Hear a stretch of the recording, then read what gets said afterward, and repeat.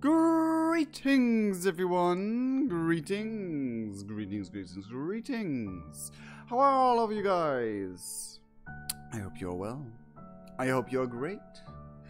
Today, we will meet Roxy Lalonde. As always, welcome back to PESTERQUEST. Greetings, everyone, and I'm Ashko from Lalonde Pictures, as you all know. I should switch on the light because it's getting dark already. 1 second, I'm right back. Don't worry. I'm not gone, I'm just invisible. Here we go. This is much better. It shows me 0 people in the chat right now. And nothing's happening, so I'm gonna refresh the page. Oh. No, behind the scenes. No. Bucket of milk. Hello. So excited, bruh. I'm happy you are excited. Hi, Bia. And hello, Joey, who's shouting into my direction because I'm starting to talk all of a sudden. Like, those 2 kitties were sleeping up to now, and now they're just all over the place because I'm talking loud to myself in front of a computer screen. But I will. Yeah. Let's, as always, wait a little while and talk while we wait for all of you smiley people to arrive. Maybe you're not smiley, but all of you people to arrive. Yeah, as always, I will keep my opinions about the entire route to the end. I'm a little bit weird in my throat today, so I don't know what's going on with that. But I'm finally not sick anymore at all, so that's a good thing. Roxy's best character? That's a nice opinion you have there.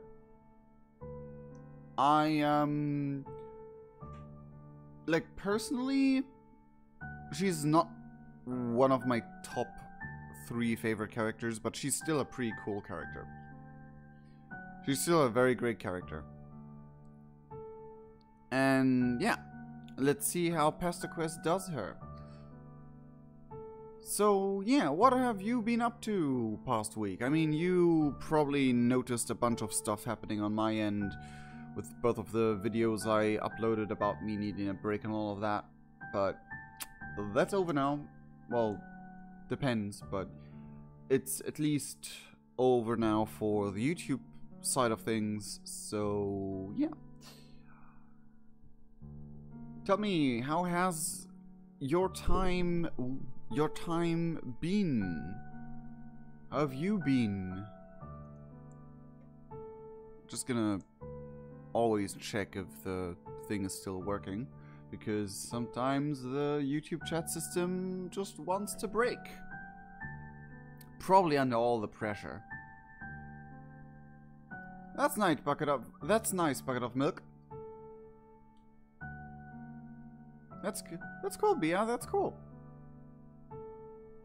Good week is always nice. I was at my mum's over the weekend and ate some delicious food and went to Poland.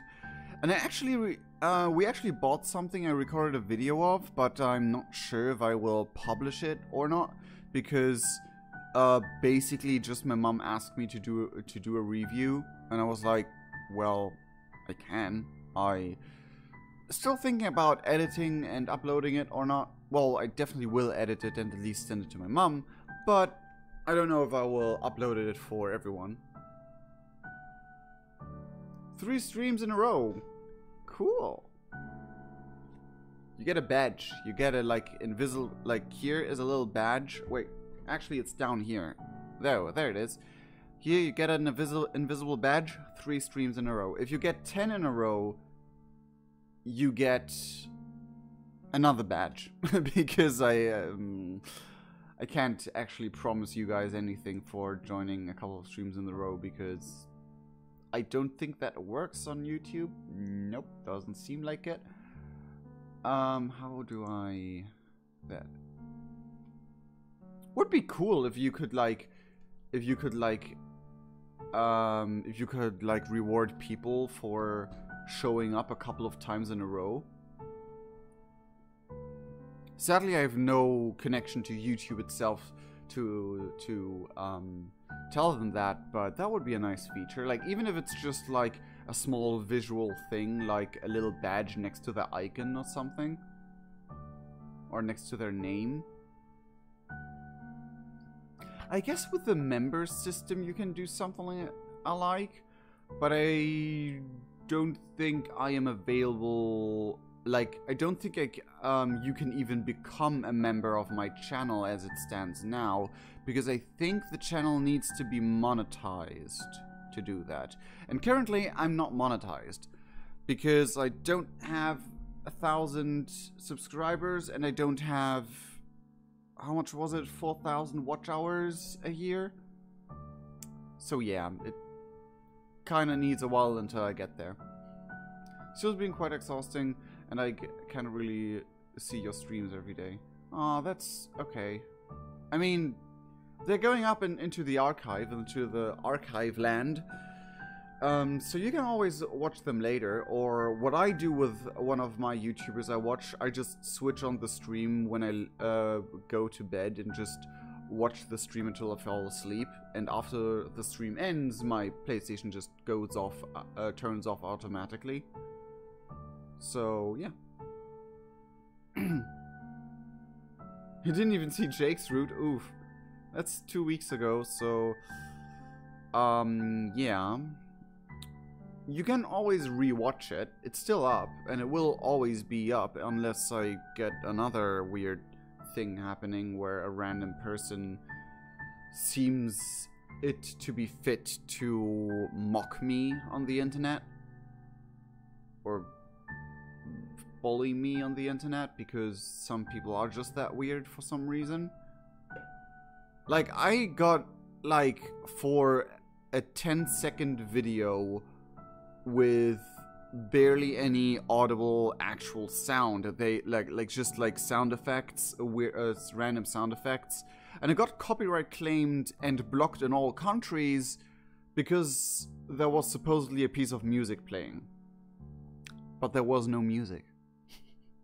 So I was like, yeah, sure. YouTube, I think they made a mistake here. And they couldn't fix the problem because I would have had to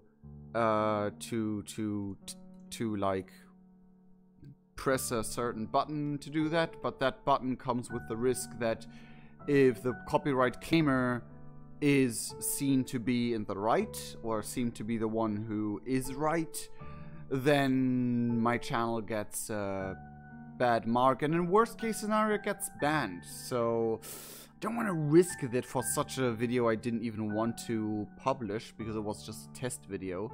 So yeah. You stopped uploading because all your videos were getting taken down? Wow. Sometimes YouTube is weird like that, but I mean, you should have gotten some reasons for that. Like, huh.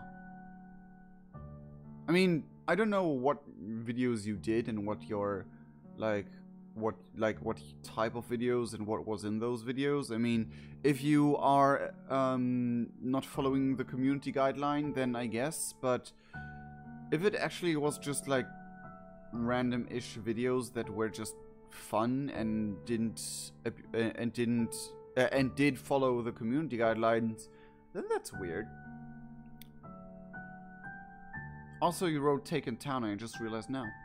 They're copyrighted, but there was no music. Some weirdos do that for some reason. Usually, like, for me personally, I have, like, the risk that if I lose the channel, I lose everything I've done and every progress I've done. But, what I would do would make, like, a second YouTube channel from, like, a different Google account and upload the same video again. If it gets copyrighted, then just report it as wrongly copyrighted. Because YouTube has a huge problem with people abusing that system and getting away with it. So we kind of have to do something about that. But yet again, YouTube has tough problems with law enforcement and all of that.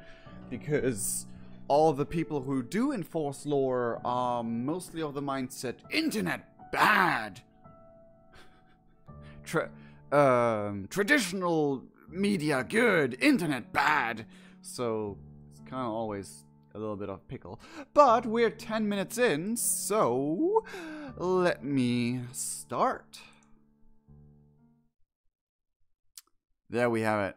The typical mutant pink cat symbol. Friendship Wozard. Wozard. Wozard? Yeah, Wozard. I'm gonna stick with Wozard.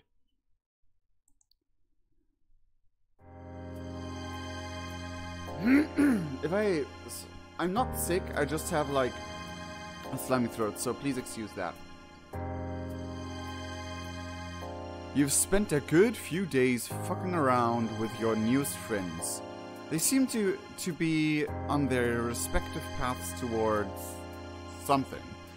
You're not exactly sure if self-actualization is a part of it, but you're trying to not be too bent up about it. This Earth's friend group seems to have a lot of interpersonal complexity. To be fair, you do only really know half of the friendship quadrangle. It's probably past time to meet the other two corners of it. See what all the fuzz is about. Get their side of all the drama before you leap to any more judgments. You've thought a lot about what you said to Jake and what you wanted to say but didn't. Your shame at the thought that you might also be erring passively on the side of friendship sloshes uncomfortably in your belly against the fear that you may be choosing too much, wanting too much, changing too much. Well, we're already this deep, so... Because you've thought a lot about what Jade said to you, too. That's probably why you bothered to get Roxy's address from Jane. You can't exactly stop making new friends, because you aren't ready to think about what your purpose would be without that. But maybe you could do it the old-fashioned way this time. Showing up on somebody's doorstep via the accepted human method of following directions to their domicile's specific government assigned number seems like it might be a better start than, oh, just zapping directly to them when they're taking a shit or something.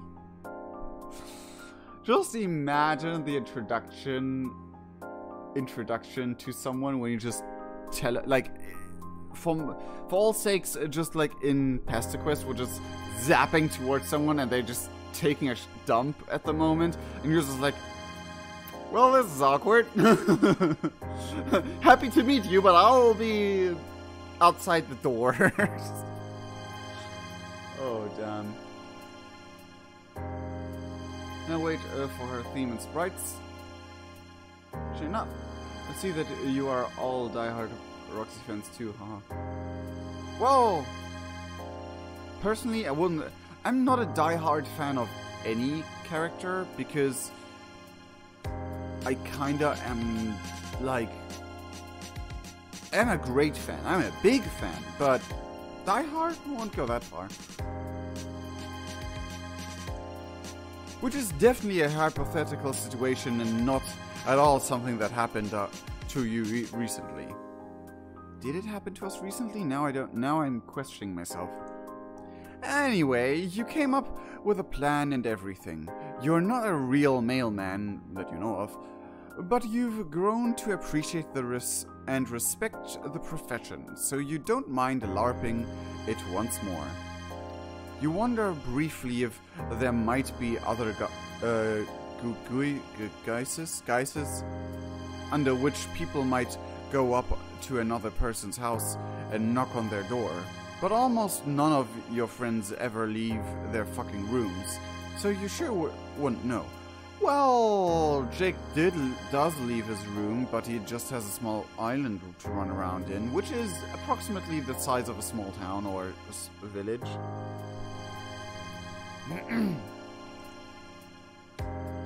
You zap down the street from her house and walk up to the long, scary driveway through the trees, over a bridge and up to her door.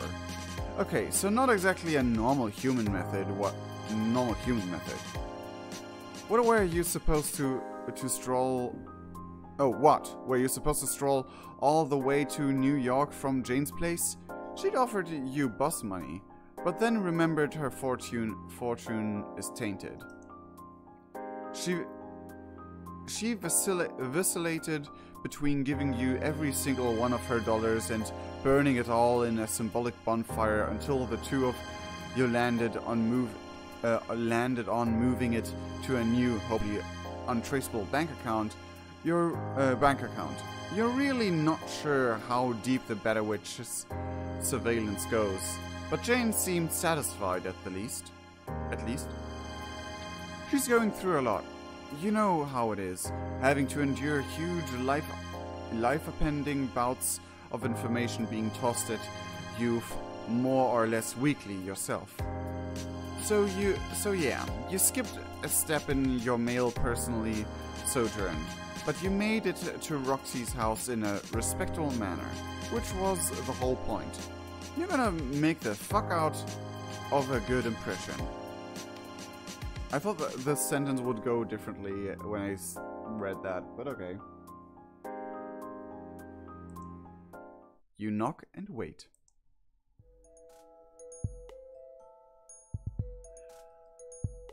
I did not expect to see a grown-up Rose here.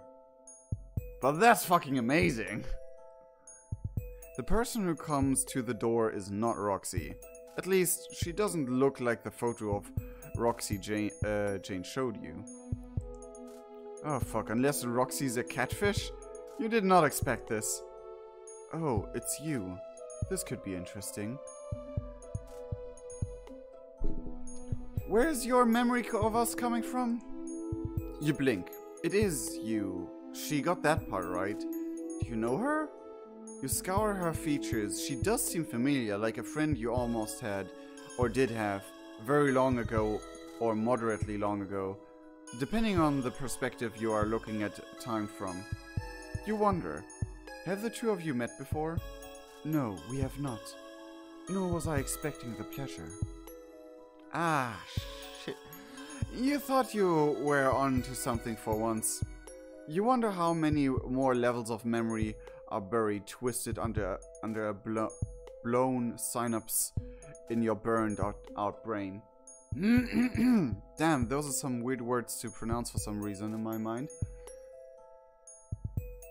She has eyes? Yes, she has eyes. And, yeah. Hello, Sergeant Matuna! You have to move forward and give up on chasing down whatever buck-wild theory you were inching toward there.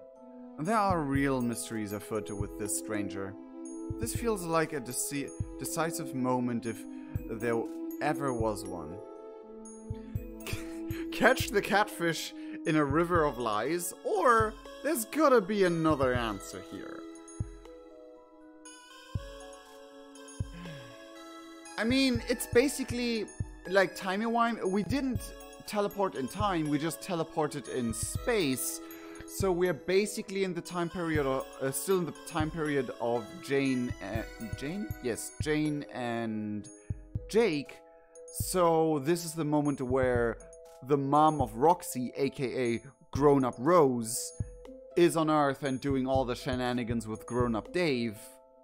In the near future, at the least. So yeah.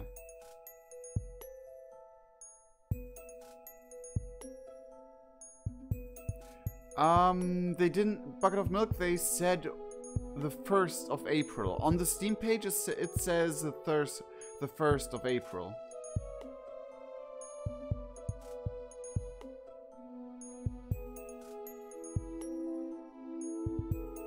But yeah, I'm also afraid of Dirk's route.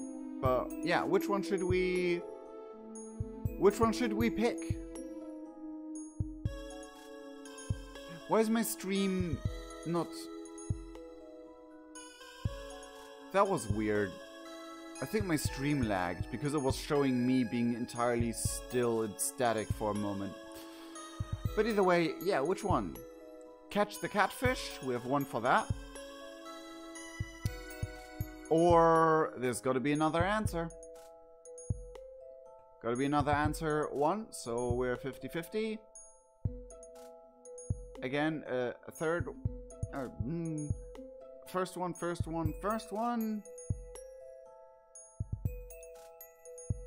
I like the music, gotta say. The catfish answer. Hi there, Diana Banana. So we have 5-1 for catching the catfish. So far, so good. Unless there's some boost of... there's gotta be another answer in the next couple of seconds. As long as that doesn't happen. She didn't live with Rose, but she lived in the same building just many years in the future. Or many years in the future. This is like this is the point in time where Jane and Jake arrive with a meteor, and this is the point in time where they enter the medium, and grown-up Rose and grown-up Dave die kind of a bit further along the line, and then many years later Roxy and Dave arrive with their meteors. But through timey-wimey and Spurb game shenanigans, they end up in the same session and are able to talk to each other. So it's a whole bunch of timey-wimey, wibbly-wobbly stuff. So for now, we're gonna catch the catfish in her river of lies. You know how this shit goes. It's time to sit down, just the two of you, to talk through some hard truths before asking Jane if they want to meet for a tense but hopefully cathartic confrontation, which you'll have to film, of course. Shit, okay, it's go time. You take a deep breath and call her out like the slick sleuth you are. You know she's been pretending to be friends with Jane online. Oh, this is far cuter than I expected. Both the situation and your little self, I mean. I have in no way been doing that. It is more refreshing than I would have thought, though, to be reminded that there are dramas with stakes like these out there. In the midst of all of this. Her eyebrows pull together as her gaze goes right through you. You turn around, but there's nothing out there. While some of my moves, both personal and political, have brought my path across her family, I haven't interfered directly with Jane's life, and I don't intend to start. Okay, those commas and words are really weird in that sentence. I don't know if that is grammatically how things work, but sure, I'll roll with it. Can you say the same, friend? Is there a way you justify the strings you're pulling? I won't stop you, of course. I have my own matters to attend to. This is only food for thought, and I can see you are intellectually unnerved. It just might be worth your while to contemplate the repercussions of the paths you're on. Did you have any further questions, or did you come all this way just for that? You really aren't sure. Man, it seems like all you do is contemplate your path. You feel all turned around inside. Oh, okay. Close the menu. I did not want to do that. How did that even happen?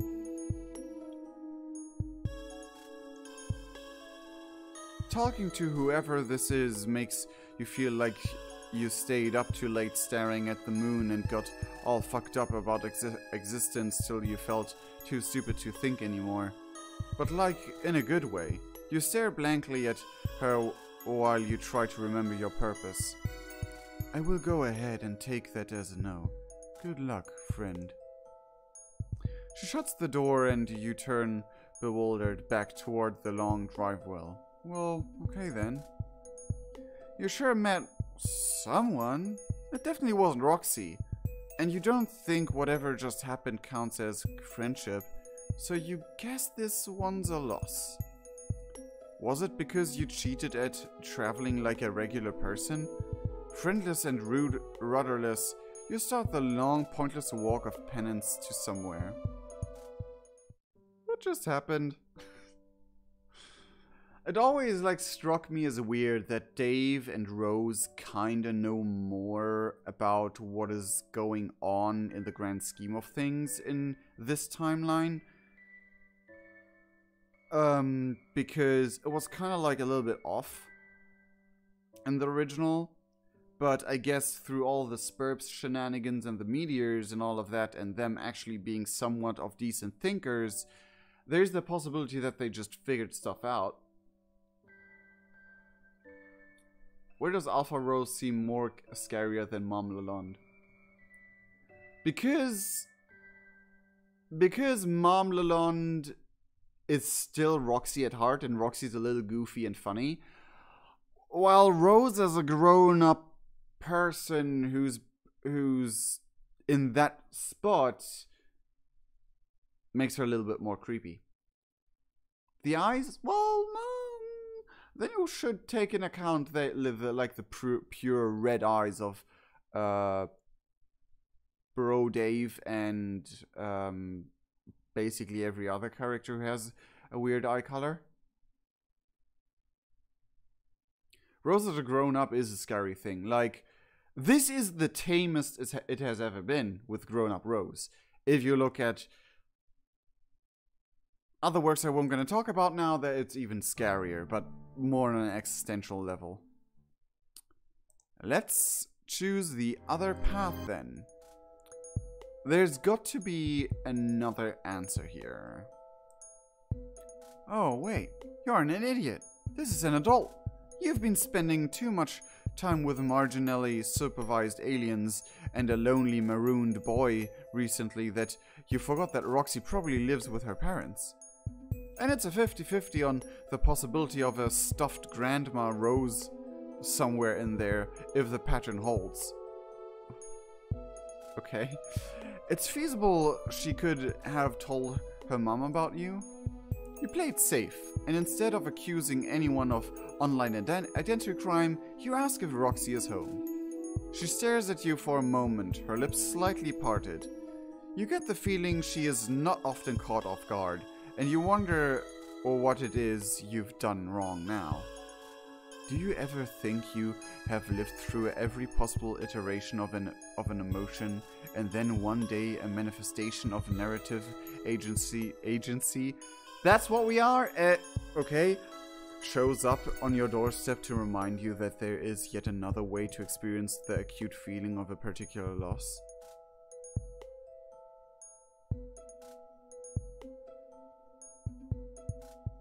Welcome back, Bia. That is a shitload to digest there.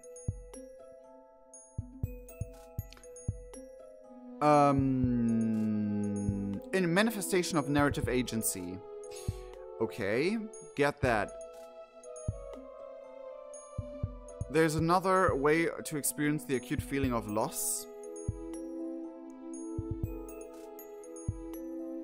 Yeah, no. Brain isn't working that way. Sorry. You do what you do best and stare blankly at her, trying to figure out just what in the fuck that might mean. Oh, is that not a universal one? Well then, I can clarify. It is a roundabout way of saying no, she is not home, nor will she be for quite a while. I will offer to take a message for you, but with your bag of tricks, I think you can manage the weight. She winks at you conspirationally. Oh god, being winked at by a grown-up rose is just like the weirdest thing I can imagine. And you have never felt less like you were in on a plan with somebody.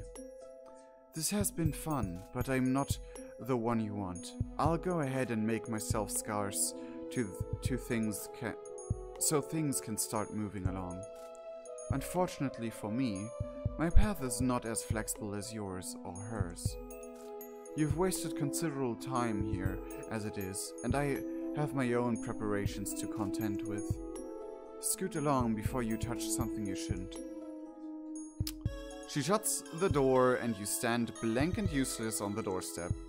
Maybe this isn't the right house and that lady was just having a good time fucking with you. Jane had said she hadn't used Roxy's address in forever, since Roxy didn't ever really seem to receive things she sent through the mail. Headcanon, Alpha David Dirk post Sweet Bro and Hello Jeff memes to each other. They don't have contact though. It's a funny headcanon, but they do not have any contact to one another. That seems wholesome in one way. Oh, the Sweet Bro and Hello Jeff thing, yeah.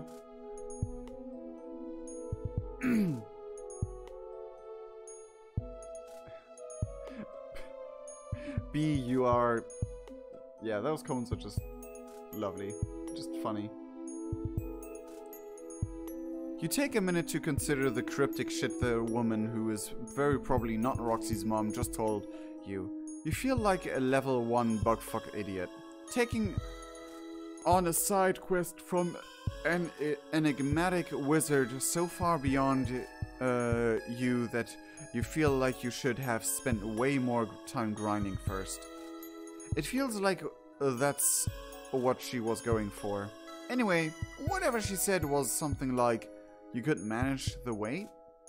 Maybe this one's an issue of time, not space.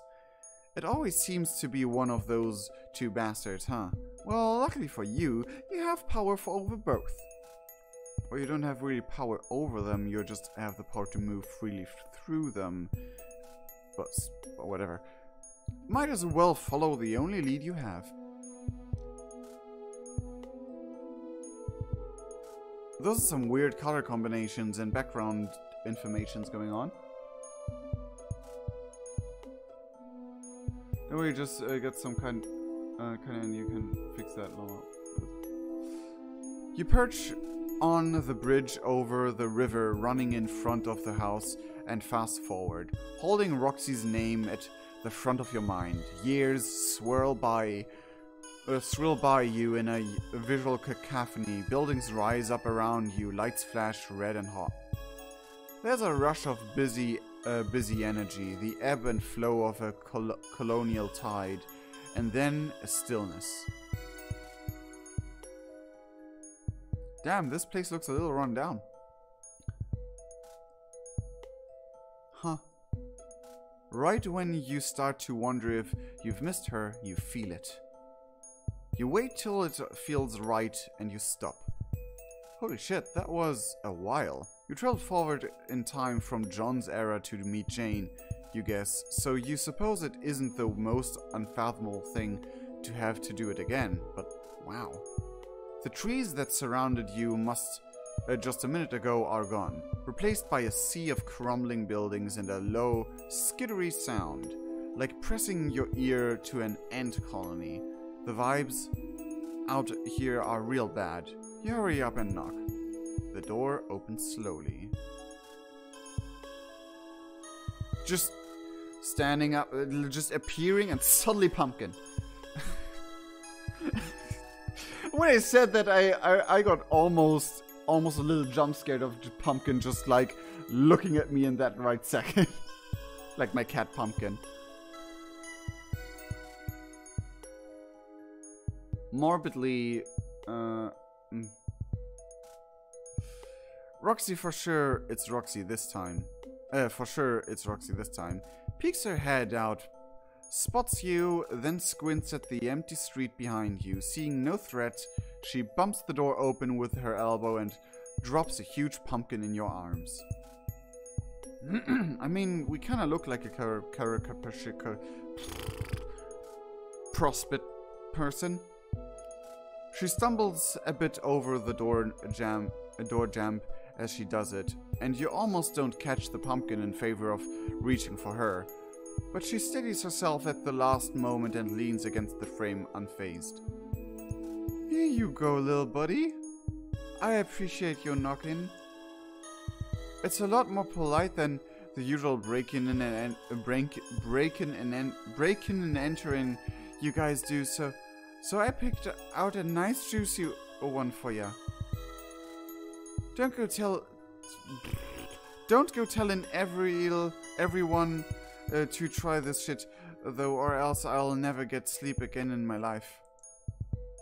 I just been running produce to my door 24/7, unloading snacks to every chess guy in existence. WO rest. What does WO stand for?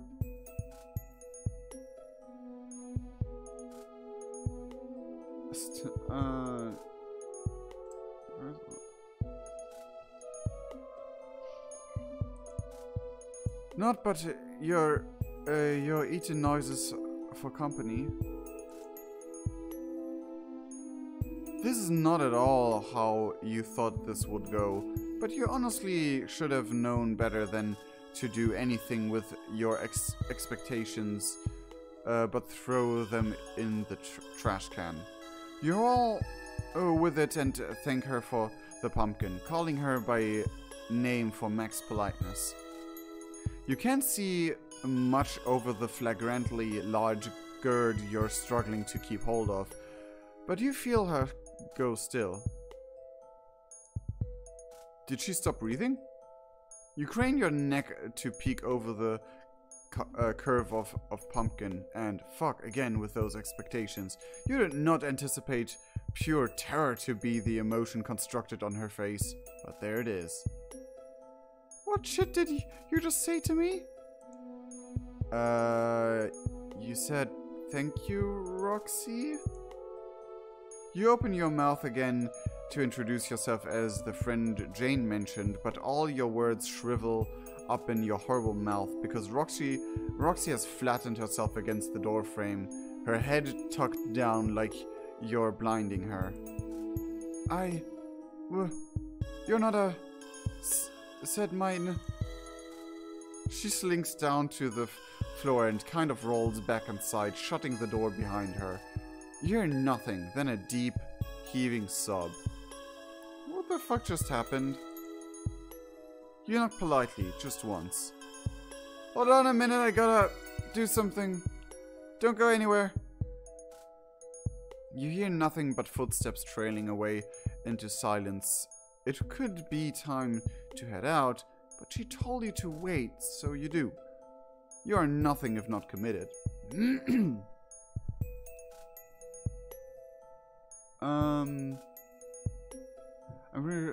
Oh god, there's a lot of stuff. Her spirit looks absolutely adorable. This one makes it look weird. The pumpkin spirit doesn't do that. I mean, I kind of wanted to hold off until the end, but since you're talking about it right now in chat anyway, personally, I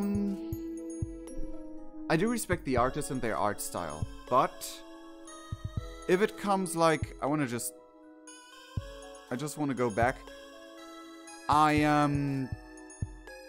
Like, I don't know. Some of the sprites I've seen online and seen in the thing look a bit too scary for Roxy in my opinion. Like, the eyes and mouth combination look more like Mena or the Condess even, in my opinion. I gotta scroll back to the... Okay. Nope, I scrolled the wrong direction. But yeah, I mean, okay, like, from all the sprites we've seen in Homestuck of Roxy, she had a much more wholesome look to her eyes and her mouth. But this is a bit more mischievously, like in my opinion. While her hair, I just do not like how her hair is drawn. I just do not like it in any capacity. Like, to me, it does not resemble Roxy as a character, and it doesn't suit her sprite as well. But that is my personal opinion. You can have your opinion, and that's entirely fine. I just don't really like that character. I like that character, but I don't really like this particular way the sprite is drawn. But that's just it. Like the surprised sprite where she was like this and open eyes, that was spot on with the face, but like that one grinning one we were seeing on Twitter, I really don't like that. It just looks too much like Mena or the Condescend to me.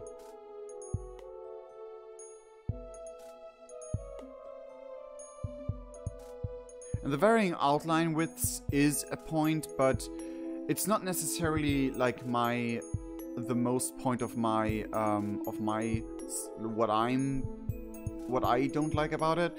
It's just like the way the hair is drawn in a really like, I don't know, messy way. I don't want to say it like that, but that's like the only word I can think of for it.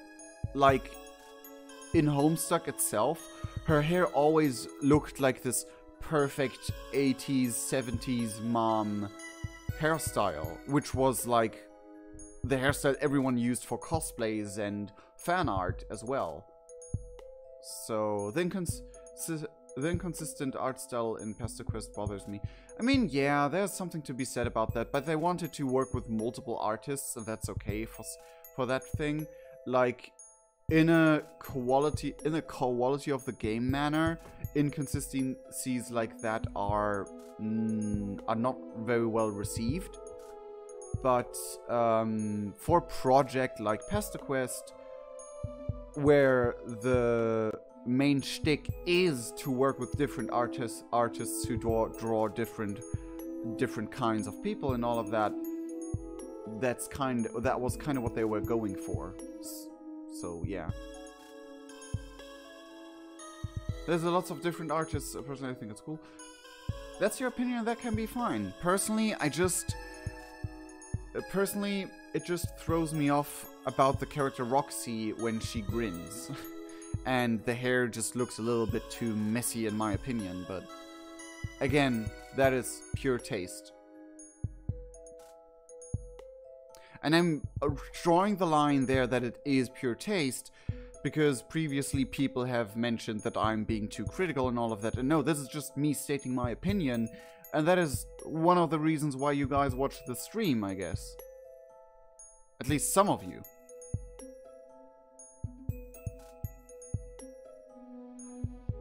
Are you watching this in school? You should pay attention to school, bucket of milk. No offense, but... And actually, I am really glad for every single person watching, but you should pay attention to school. But anyway, let's continue, because... people...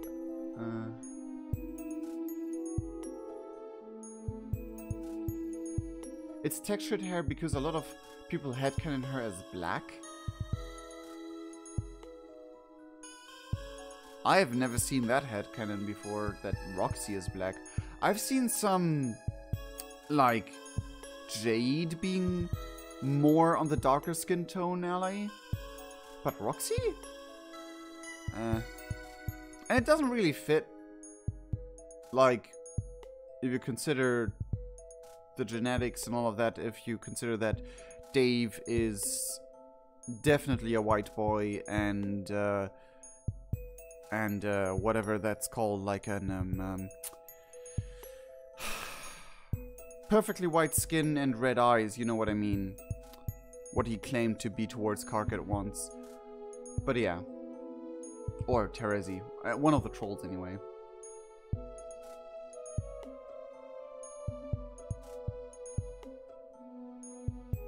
the story Lalonde as black mix. Albino, that's the word. Again, I haven't seen Roxy as that before, and whatever. And personally, I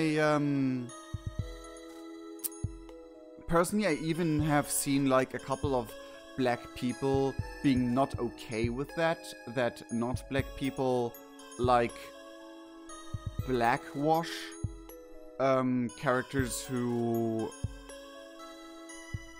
like this.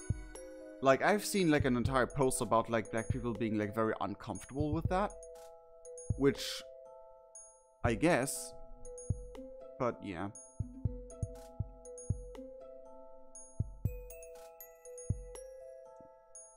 It doesn't matter in this conversation, no. It's just like, sure, it is, her hair is her hair, and I personally don't really like see that headcanon, but let's just continue, because we can talk about all of that at the end of the stream.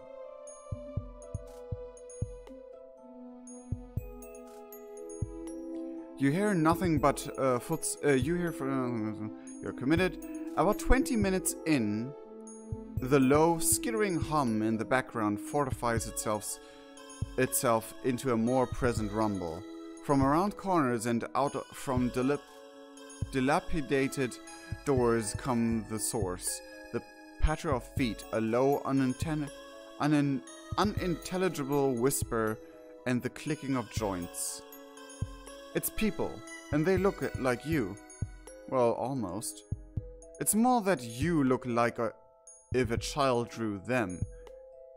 There's simple frames made simpler, with softer edges. Your skin is actually skin, right? They chitter around you, and you squish your arms. Your arm meets to make sure. Yeah, you aren't chitinous. Phew. Wait, or is that bad? You're trying to process whether you're relieved to have the bodily makeup you thought you did, or if you're sad that the space of time you thought you might have finally found your kin was so fleeting.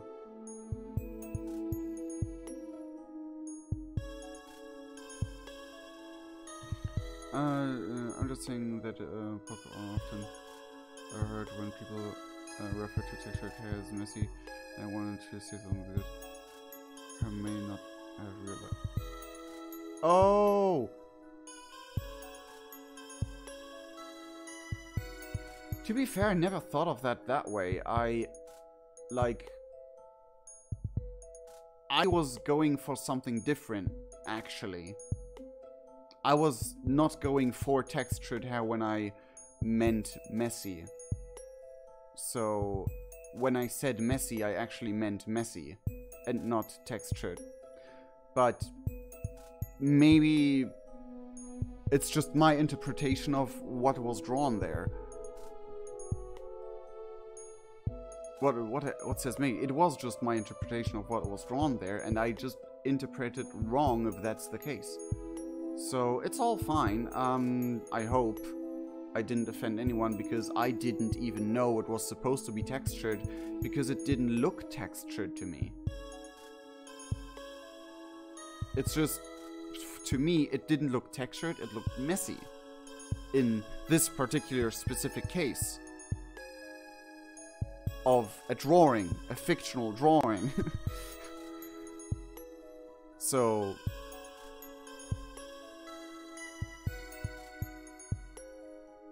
confirming the MSP reader is a Carpassian theory. It is at least saying that we're similar, but we do have fleshy stuff while the Carpassians do not. Apparently. There's just some who say others as if for not liking how it's drawn. I mean, sure, but this is not like from the purely this drawing, I wouldn't have even guessed that it was supposed to represent a black and white version of maybe a person of color. Like, I wouldn't even didn't even come to my mind. Do you have canon MSP I got here? Nope. I'm gonna go this is making... Aw, Mowgli, I'm sorry.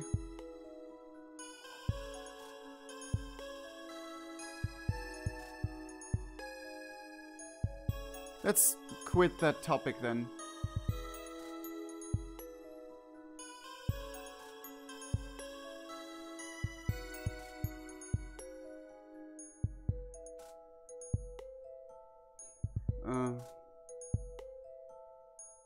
I didn't... But yeah, let's just continue with this story and drop that topic because it makes people uncomfortable in chat, so let's switch it. You don't get a chance to sort through it fully because the new guys are surrounding you and they look hungry. It might well be you or the pumpkin here. So you hold it out toward them and hope for the best. They take it and chittering what seems to be their thanks, shrink back into the night. You check them off your mental list of predators and sit for a beat. It feels like you're waiting for more than Roxy's return, like this is a moment of choice. Jesus fuck. You went to all this effort to try things a new way, and what did you get? What did it get you? Nothing. You've never had such a spectacular failure to connect upon first meeting someone. So what are you supposed to do now? You wait, but the familiar push against your ribcage to decide something doesn't come. What is this drive to make you choose anyway? What if you just wanted to sit on your ass and do nothing, huh? What if you are tired of choosing when every choice you make takes you further from anything good? And who knows, maybe you're supposed to do nothing.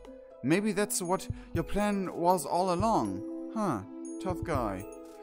Well, Canon Homestuckly, that was the plan.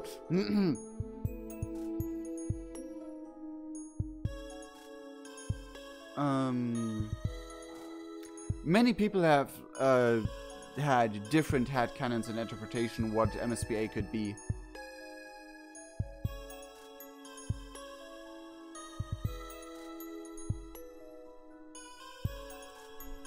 You don't know what who that little jab was aimed at, but you want nothing more in this moment than to petulantly slap the reins of choice off your shoulders.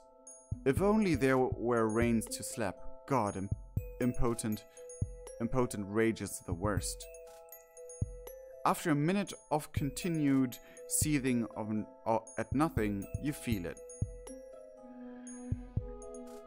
Okay, 3 choices. Go see what the chess guys know. Give up and see if Nepeta wants to hang out. Wow, really? Or, doors locked, smash our window, bitch.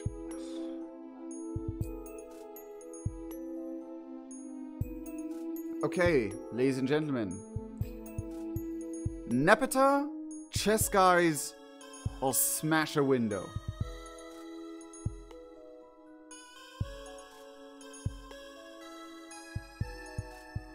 We have Nepeta. First option, chess guys. Nep. Everyone's calling for Nepeta. It's so weird to see my face entirely still and not moving, but the stream is actually going on, just because I had like a few seconds of silence. Okay, so I guess we could just vibe with Nepeta. So let's go that direction for now, I guess. Nice try. Can't tempt me with a what? Fun friend this time, bucko. Really? Really? Oh, come on. Go see what the chess guys do or the door's locked. Which one should we do? Welcome back, bucket of milk.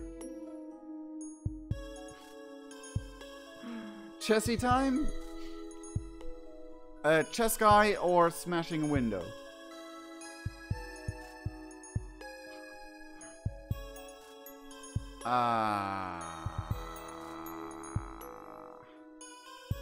I think it's 50-50.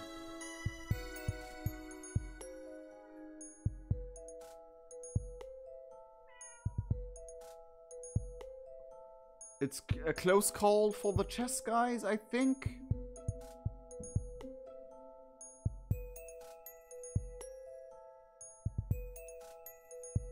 No, angry smashed through the window. Okay, we're 50-50 again. Are we? Oh god. Why is it so hard for me to keep track of what you are choosing right now? Okay. No talk, I'm angry. For some reason, Bucket of Milk, I just read like your Nepeta sad face and then and I just saw Milk Nepeta and then just a like very extremely weird fan fiction picture I had of Aqueous, not I had, but I've seen once of Aqueous and Nepeta, which is basically not safe for work, popped into my head. Oh no. Oh god, no.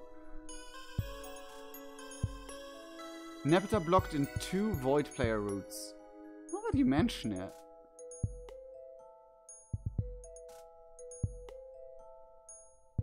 But we're still 50-50. Up 4 and 3.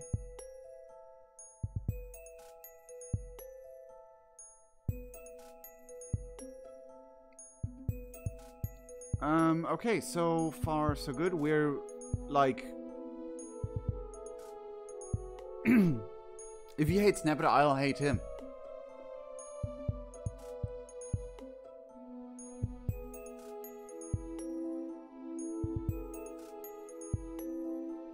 Oh boy, we're 50-50.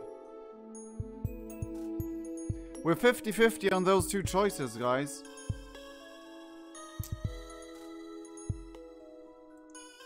Who's spamming me?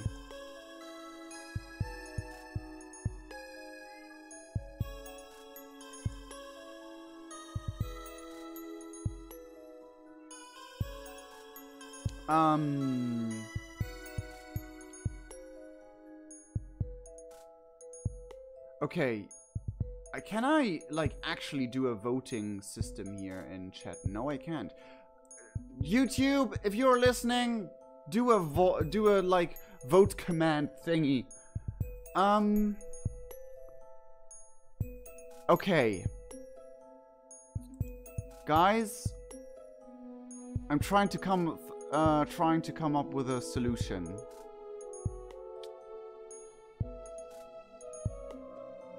Because we're dearly 50-50.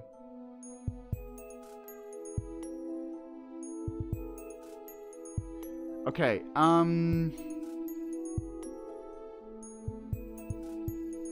not in streams, no. At least I don't know. Enable live chat, nope. Not in here. Total time sim, send feedback, nope. There's no poll.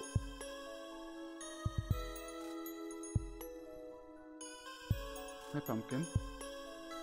Did you guys see that? Did you guys see Pumpkin come up to me? I hope you did. Oh, please stream show me. Yes, he is. I know, Pumpkin. You're the sweetest. Are you a Libra?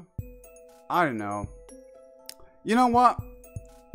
Since it's 50-50, I'll say we go see what the chess guys do first, and then we go with the doors locked, we can smash a window.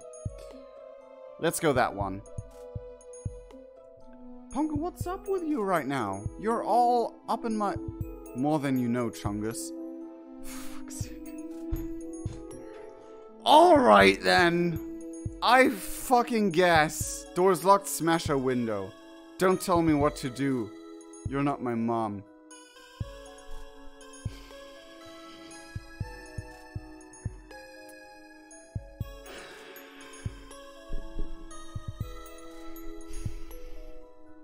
Okay.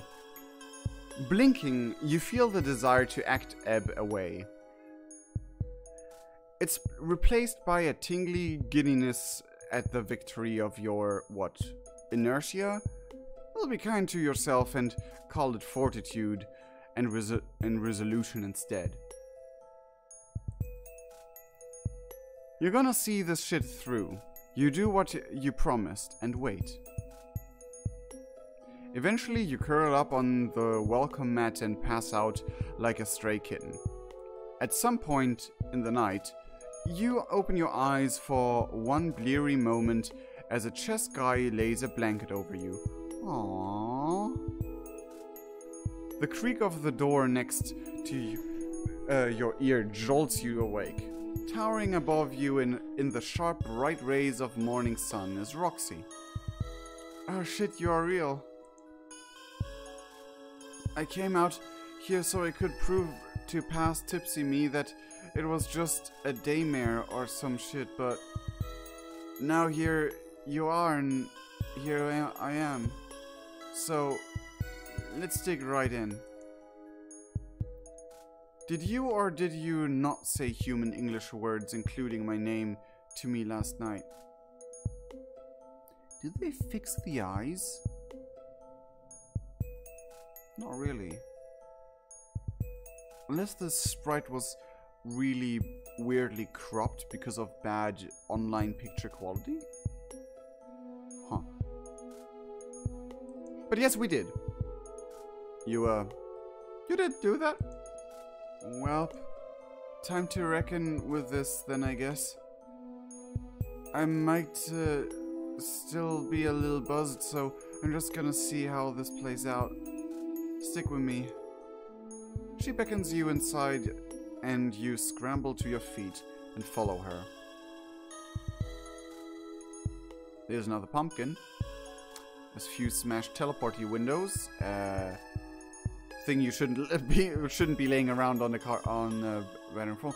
There's, oh my god, you can't see them because there, up there, right up there, right up there. Can you see them? Can you see the kitty? The...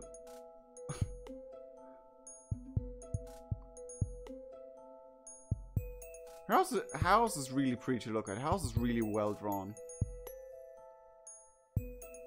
It's not Dumbledore and Hedwig. It's a wizard with an owl. But, yes.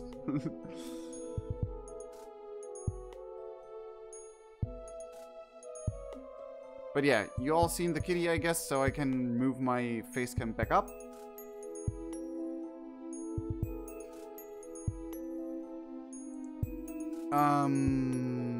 Okay, I just thought I accidentally skipped something. All that waiting paid off, didn't it? You emanate smugness in every direction as you walk. Just in case there are any entities or narrative concepts around that have the capacity for feeling slighted by such a thing. You trail behind her into the living room, explaining how you knew her name via her friends. Ah, okay, that makes more sense, Lamau. That'd make you the one who convinced Jane of the stuff about our reality that I've been trying to get her to see for quite some fucking time. The benefits of being able to be there to show her in person, I guess. She stands next to the couch, her shoulders bunched up, popping her fingers. She isn't looking at you.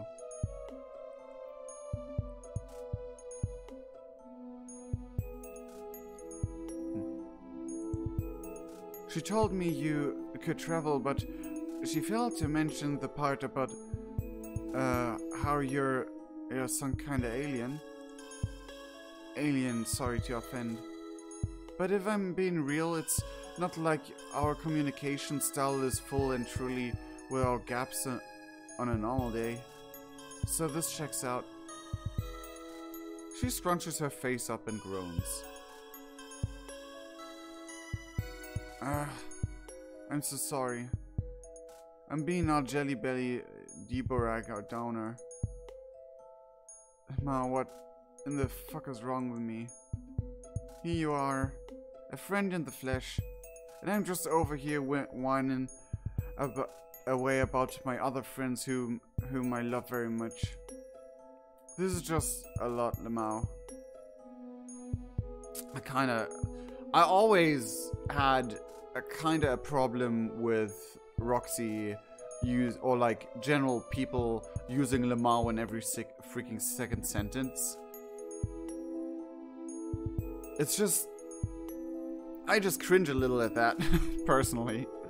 But that has been a shtick with the Roxy from the start, so... I've daydreamed all the potential friend meeting scenarios I thought might ever happen. Were any all combobs of my 4 whole friends whisking me off on a friend sojourn. I just didn't consider a new one might show up on my door discussed as one of my little neighbors, so... Yeah, you're super sorry for how last night went down. And for what it's worth, you've made friends with, like, a lot of people. And all the friend-making skills you've learned in your travels didn't save you from fucking this one up. There's no one foolproof way to do it, you figure. Crunch, she got some crunch, I'm sorry. You would know as a proven fool.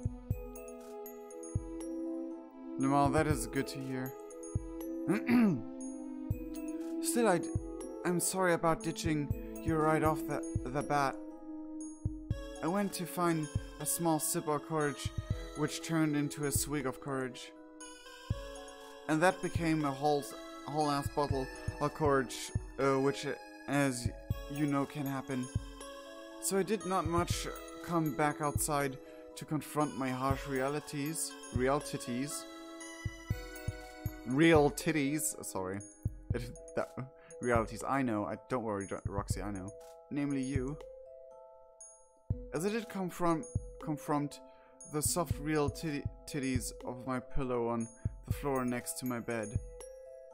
Anyways, it's just that I've never heard my name come out on someone's mouth right next to me in real life before. You don't comment on the booze thing. You all just met and you don't want to come off too preachy just yet. You try another angle instead. You could always try the meeting thing again. Like acting it out? Oh, sure, yeah. Of course you didn't mean literally going back and redoing it. This is a salvageable situation, and you don't want to waste a redo if you don't have to. Oh, what? What do you mean is you rarely get shit right the first try? Anyway, might as well give each other a clean slate. You hold your fist up and knock on the air in front of you. You hope she thinks this is cool and not lame, since you just kinda leapt into it to avoid thinking too much about all your false starts. You didn't have to worry for long because she smiles, and it's brilliant. The shivering tension in her body shifts from anxious to excited as she hops a bit, getting into the moment. She breathes in, smoothing her shirt, then puts a hand to her ear. Oh? Is that a knocking on my door? Whomstever could it be? She bends dramatically in welcome as she opens the invisible door and clasps her hands together as she focuses her bright gaze on you. Oh my fucking gee. Welcome to my abode, stranger. Soon to be more than stranger, wink wink. Get on in here and let's get to frienditude. That might be coming on a little strong for typical company, but luckily you are as friend-thirsty as they come, even without all golf ball nuts forcing you to be. Oh, yeah. You introduce yourself and step over the pretend threshold, hand extended. To be entirely fair, I think we're still kind of forced by some weird big power to make friends.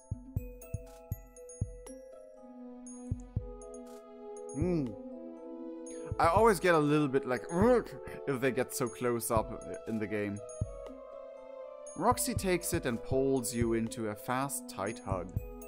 You wrap your noodly arms around her and return it, as tight as you can. At first, you tell yourself she needs it. After all, you can feel her trembling back, her unsteady breath. A minute passes and you realize your hands are shaking too. When was the last time you just held someone? Just let yourself be held. The moment is quiet. You know it's an awkward pose, the two of you standing draped on each other in the middle of her house. And you realize belatedly that lying on the floor there's a window like the one you fell through right before you. Jesus, how did you get out of Doc Scratch's apartment? Now's not the time to think about that. But it's good. Calm. Gotta go, buttercup of milk. Aww. Oh god, you chatted a lot of stuff. There's a fan game of Before Scrolls.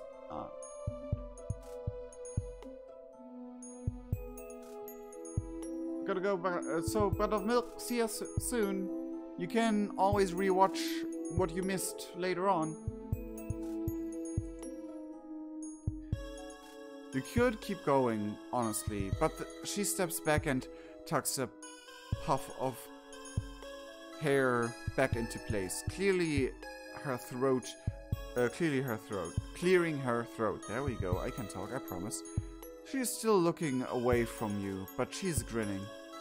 Yeah, that was much better. Couple of friends starting pros, am I right? They're right guides to friendship about the two of you. You say. She sits down on the couch and gestures for you to join her. So you do. Now that you're settled, what she said right before you did your little skit hits your brain right in the face. Has she really never had anyone else around to speak to? Like, never? Never have I ever. What about the chess guys, as she called them? The ones she mistook for you. You for. That's a word.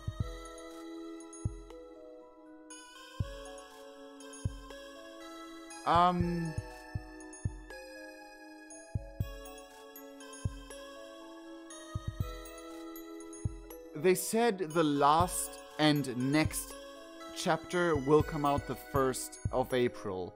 And given that we haven't met Dirk already, haven't met Dirk yet, and Dirk is like kind of one of the necessities when it comes to Homestuck-based characters, like protagonists. Yeah, I guess we won't get any more PESTERQUEST after this. As for PESTERQUEST, it might be another iteration like, I don't know, Troll Quest or Super Mega Omega Extreme PESTERQUEST 2000X, whatever. If you go after German wording, it would be simply called The Incredible Journey of the Weird White Man. Because Germans like to translate titles weirdly, like Frozen was called The Ice Cream Totally Unfrozen, which is weird.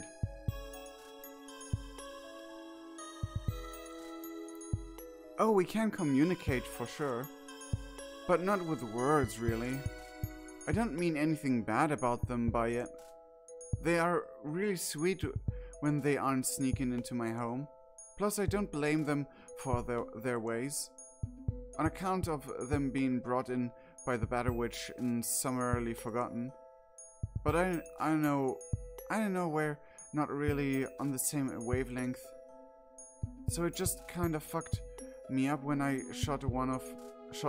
when I thought one of them was looking at me in my eyeballs and saying my name like I was lol, phew. 3, I'm still mega new to this. Her eyelids flutter closed as she shivers. Like, I mean, I guess it's her being surprised with all this human interaction and all of that, and being overwhelmed by it.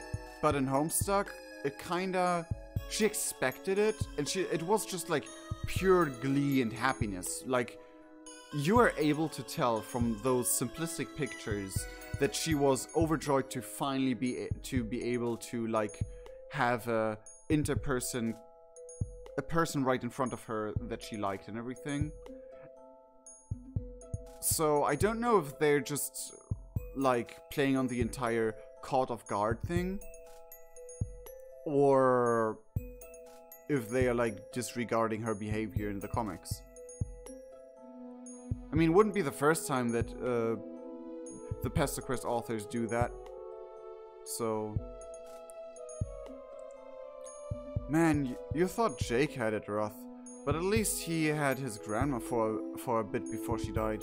You wonder to yourself why she doesn't seem to have had someone like that.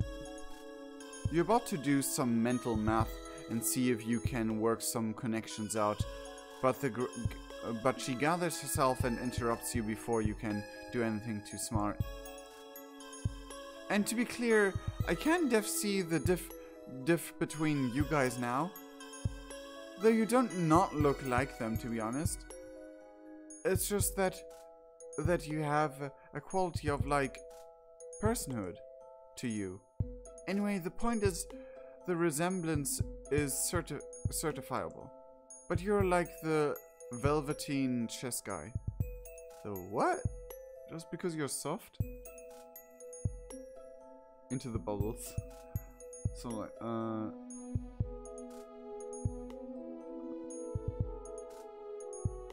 what? They said 24 characters, the beta kids, trolls, alpha kids, trolls would, extra friends don't count to them. I mean, I think extra friends would be like characters who show up in these routes already as like side characters, like Mom Rose and stuff.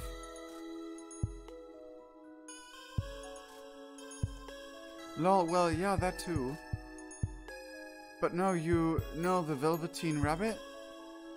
It's one of the few books my mom left me that wasn't super dense and cerebral wizard fiction. Wizard. So read it a lot before I got grown enough to really appreciate the complexities of the cerebral wizard genre. Yeah, you know, I like wizards. Wizard, actually. No, you don't know that one.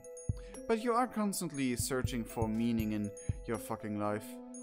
So you will definitely check it out if there's someone like you in it. And she just mentioned her mom. She's not still around then, is she?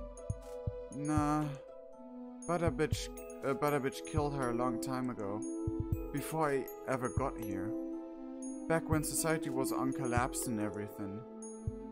But she knew I was coming, so she left me well stocked with snacks and reading material and booze to last a lifetime.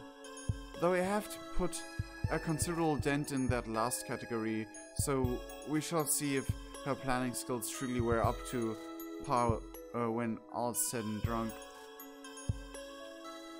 I thought maybe I was gonna get to meet her and all my other friends in this big real life multiplayer game I was gonna kick ass at, but now I don't know. I guess I'm not playing anymore. Shit. Yeah, we fucked it up again. I think that Roxy being separate from her comic characterization in this universe makes sense.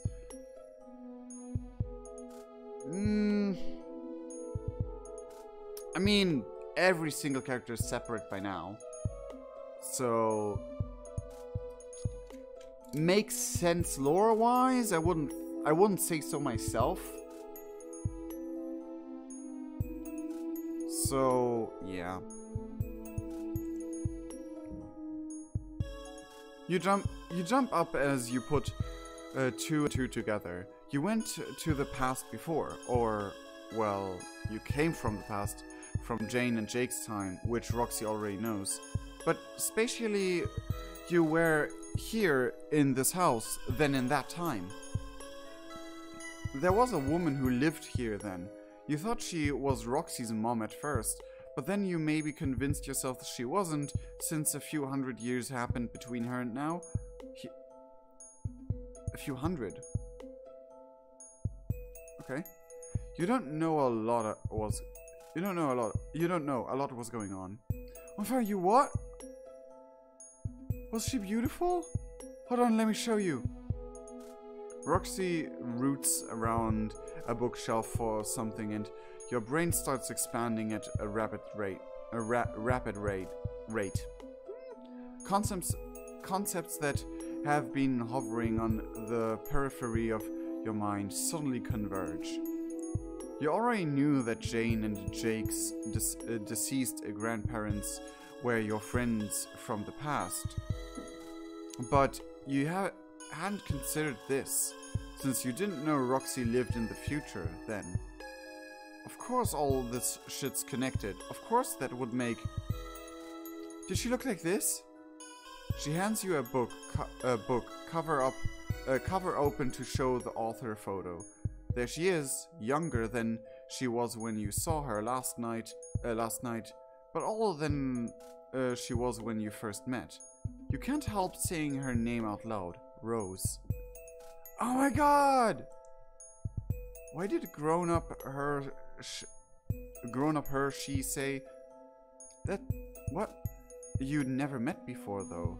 Is she not the same person? Fuck the earlier math you were doing. This is why bigger than 2 plus 2. Way bigger than 2 plus 2. This is some serious mental calculus. You wiggle all your brain worms at once and it hits you. The way it felt different than normal when you hopped from Jake's house to wherever that one place was. How it happened when you brought Jake home again, too. Like your guts dissolved sideways, how they rearranged slower once you landed. It's not even law-wise, it's this context of this timeline. The nose burp timeline. Well, that is lore, if you put it that way, because like multiple logical flowing timelines are still part of the lore, especially in such a universe as Homestuck. Or canonical universe, let's put it that way.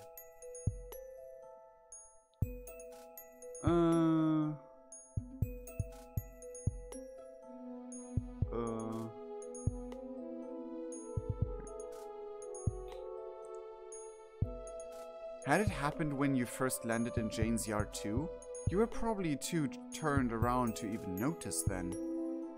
You know Roxy's super hyped right now, but you tell her you gotta check something.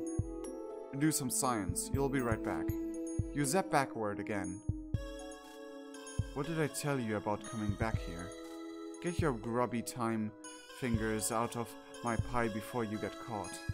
Yes, ma'am. Sorry, ma'am. Have a good day, ma'am. Okay, she's mad, which you expected.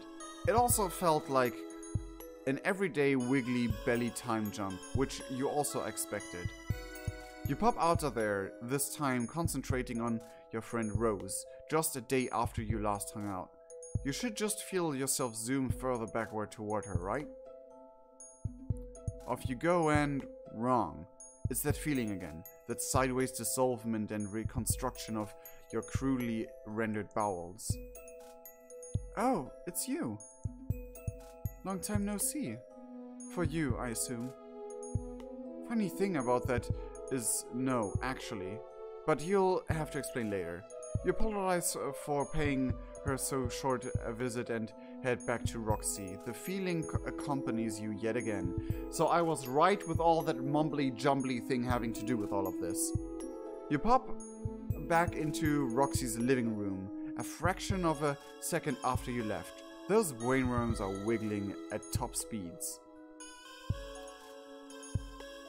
I think creating the first question creator of content involving the characters of PESTERQUEST would be cool. Bia, let me tell you about Homestuck.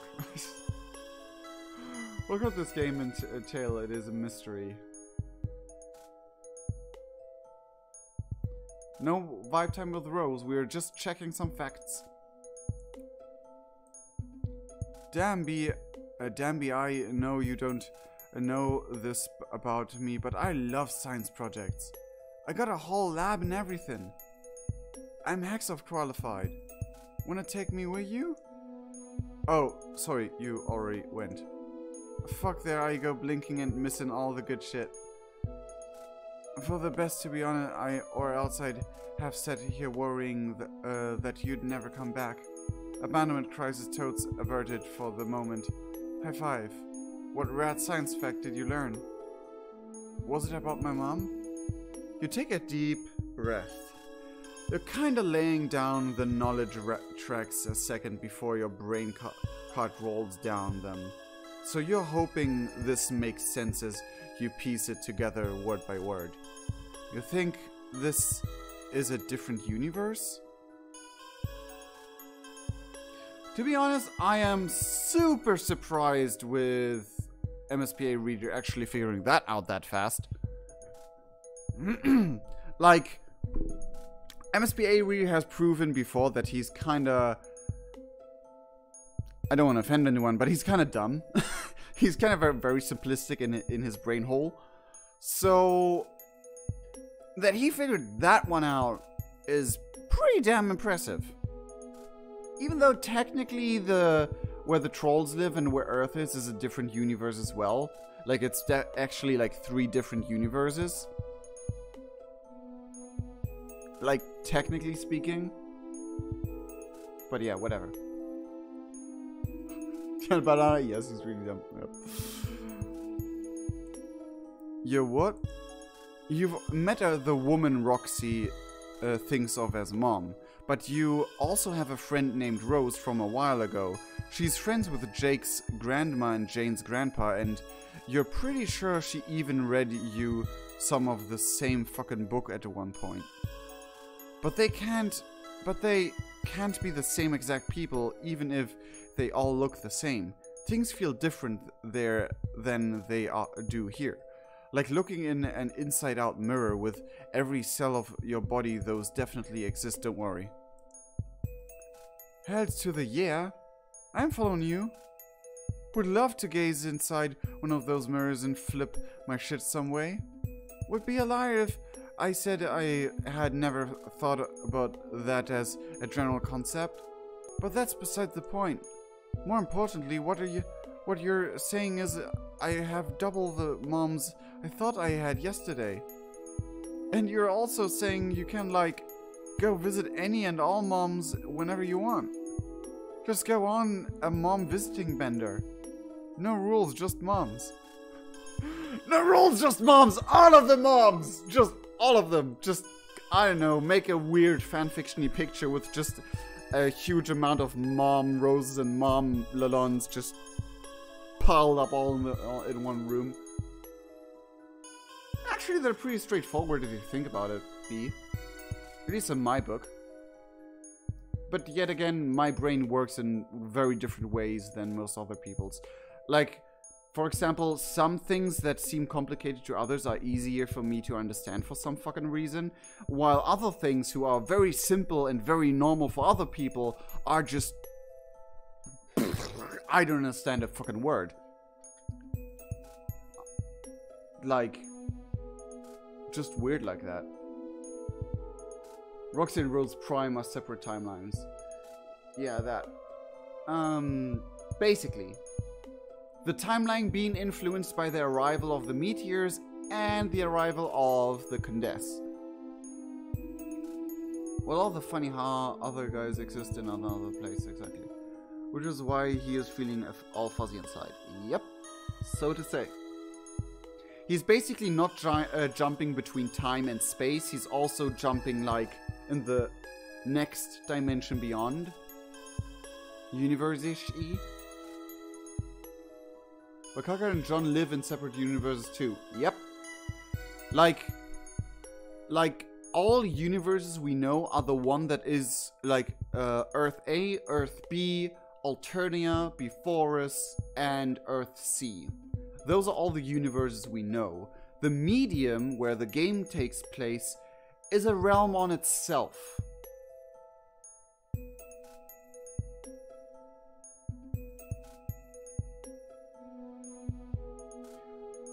Karkat made John's universe, yeah, but John is in Karkat's universe. That is wrong, Stardust Crusader.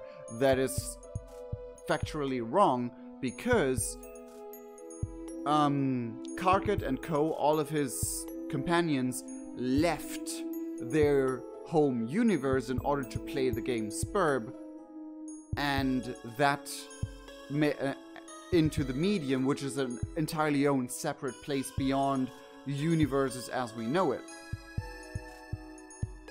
And so it's like universe here, they jumped here and created another universe.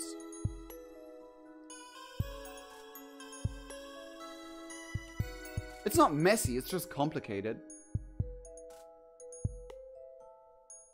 It's okay, Stardust Crusader, that's why we're here. And I can come along? Well, no. There are a couple rules, but other than that, yeah. Well, no, but no. Well, yes, but actually, no. Is what you're saying. You don't care about Homestuck lore, just care about Roxy. Well, I guess. They're all... I am, like, a lore nerd. Like, lore in any way, shape, or form. Like, books, movies... games, TV shows, whatever. Lore is like my main interest point. Even like the intricate lore, figuring out like specific like factual differences between the universes, like how physics work differently in different universes, or what physics are the same, or like, for example, how fast is the Condes's ship without the power of the psionic? Because I actually calculated that once, how fast the Condes's ship was after the psionic died in the vast globe, which was a trip back to physics class of 9th grade, but it was worth it. Actually, 11th grade. Yeah, actually 11th grade.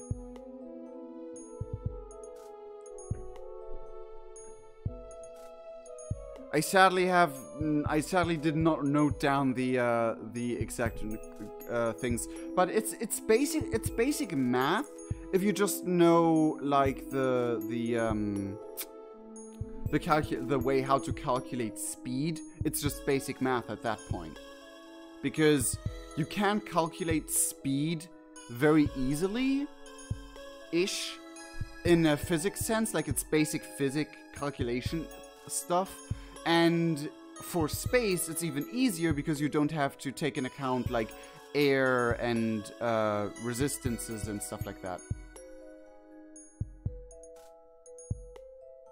The difference is, this is the Roxy we knew already, but she's currently sober, as far as I gathered through what she told us.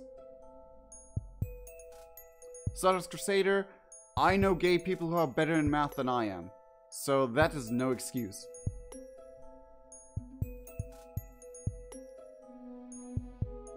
You might... Damn, you thought she might take more convincing. Look around. Look around at all my gear and cat clones and general living situation, bud. All I'm saying is none of that is particularly hard to believe. And after all the grief I endured trying to get Janie to believe me, it'd be pretty fucking stupid and not to mention rude as heck of me to not believe you now. You're my friend. Phew, that is a relief. You grasp on this shit is tenuous at best. So it's good she is so easy to win over. It is one of my best qualities. Or at least one of my biggest ones. Oh, though before she gets too excited. One of the rules does seem to be that her mom in this universe doesn't want to be visited, though. That's kind of a big one. Oh, I see. Well, did she say why? I mean, if y'all already hung out, that's so bad about one more chill sesh. Unless, I don't know, it's okay for you, but... You can see her start to blame herself, so you cut her off. It's definitely not that she didn't seem interested, more like she couldn't. She shooed you away every time you tried to say hi, like she was afraid you'd fuck shit up, which, to be fair, you do regularly. She said she was preparing for something. You look around. Or someone? Ah, yeah, okay. Makes sense. It's funny, actually. No, I'm joking. Your leg, it sucks.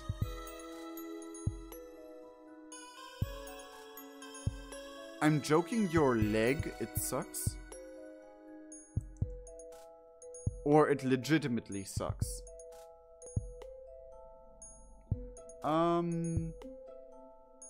Terry Sober also... I just would literally love these sprites so much. Roxy and Vriska sprites really peaked. But they're getting so much hate, especially this one on Twitter, which is hellish.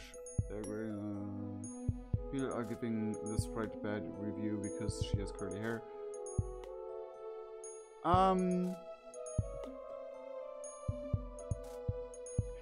I don't think the hair especially is like only to blame on the or only to point at the art style of the artist, to be honest, because they did do different sprites with less curly hair and drawings with less curly hair. And I mean, I do get when people like don't like it because it's so far off from what they're used to, but it's not necessarily bad. It's just that that many people don't like this design choice, and that is fine. A lot of people are just going hack and all over hell, but that is basic fandom manianism for you. That people, whenever someone does fan art that's not exactly just a copy of canon, that a big portion of people just goes mayhem.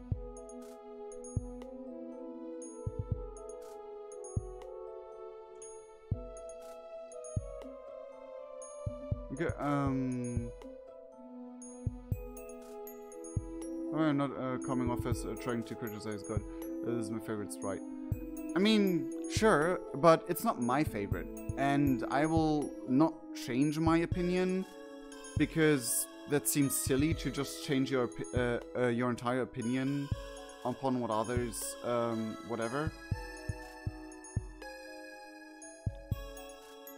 What yeah, and like, to be honest, I don't even see the point in like discussing this having anything to do with race. So let's just not talk about that because people have said that they're uncomfortable with that topic, so we won't get into it.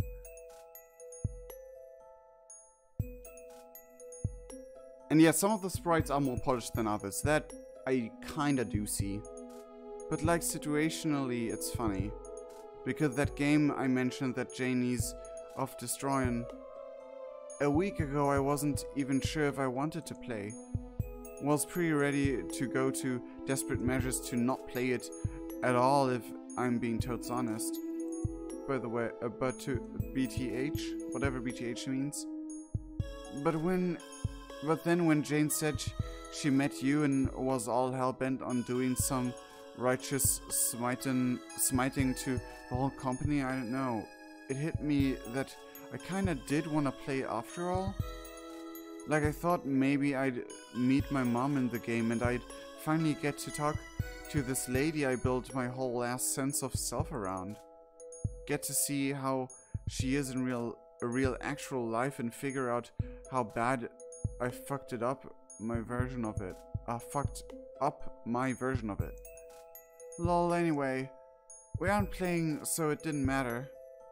I've been trying to be a good friend and lend my hacker skills to Jane's cause. But it hurt and I know how to tell her. And then you showed up and my options shifted like 75 more times. I barely got time to come to terms with it being okay to want something before it gets swiped away from me, lol. Shit. You really didn't mean to mess with her expectations. You shouldn't have kept your mouth shut till you figured out what this all meant.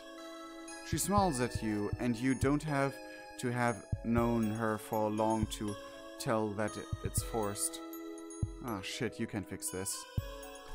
Another choice, lady of gentlemen.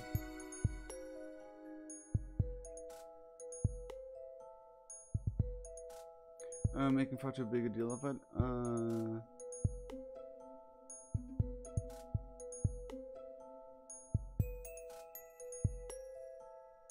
It's not the sprite that matters. Oof, that's... Especially in Homestuck, that is... like in comic-based culture in any way, it's a pretty damn statement. It's a pretty damn hard statement to make, because in visual novels and comics, or webcomics, sprites actually matter a lot, but I know, like, the sprite alone does not define the quality of the entire route. That is true. And, like, again, everyone has their taste, everyone has their opinions, and personally, again, it's just up for everyone to do whatever. I just find it wrong to attack people online because they do not agree with your opinion. That's just stupid. I mean, if they are actually being, like, actual bad people about it, then maybe just go away and ignore them, or like put them on your ignore list. There's a nice option in online culture that you have an ignore list, but like attacking people, lashing out at people for having different opinions is just stupid.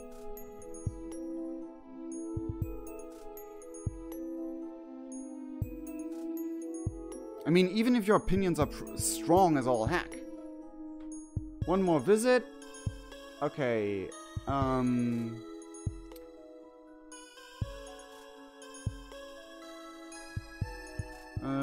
Generally toxic, then that's an issue.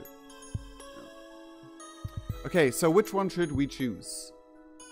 Star Trek Crusader, we can talk all about that off-screen and off-camera, but during the stream, I kind of want to like focus a little bit more on the topic at hand, which is the game, because people have been complaining about that, so I kind of want to fix that. One more visit to this universe's Rose couldn't hurt, right? Or, ones are cool, but so are friends. So we have 2 one-mores, 3 one-mores. I can't count, I can't hold enough fingers up. No need to be sorry, Stardust. I mean, that's what the Discord is for, basically. 1 friends, we have 3 one more visits, and 3 rows and 1 friends. And again, as always, I always try to get the fail routes out of the way first and end it off on the best note possible.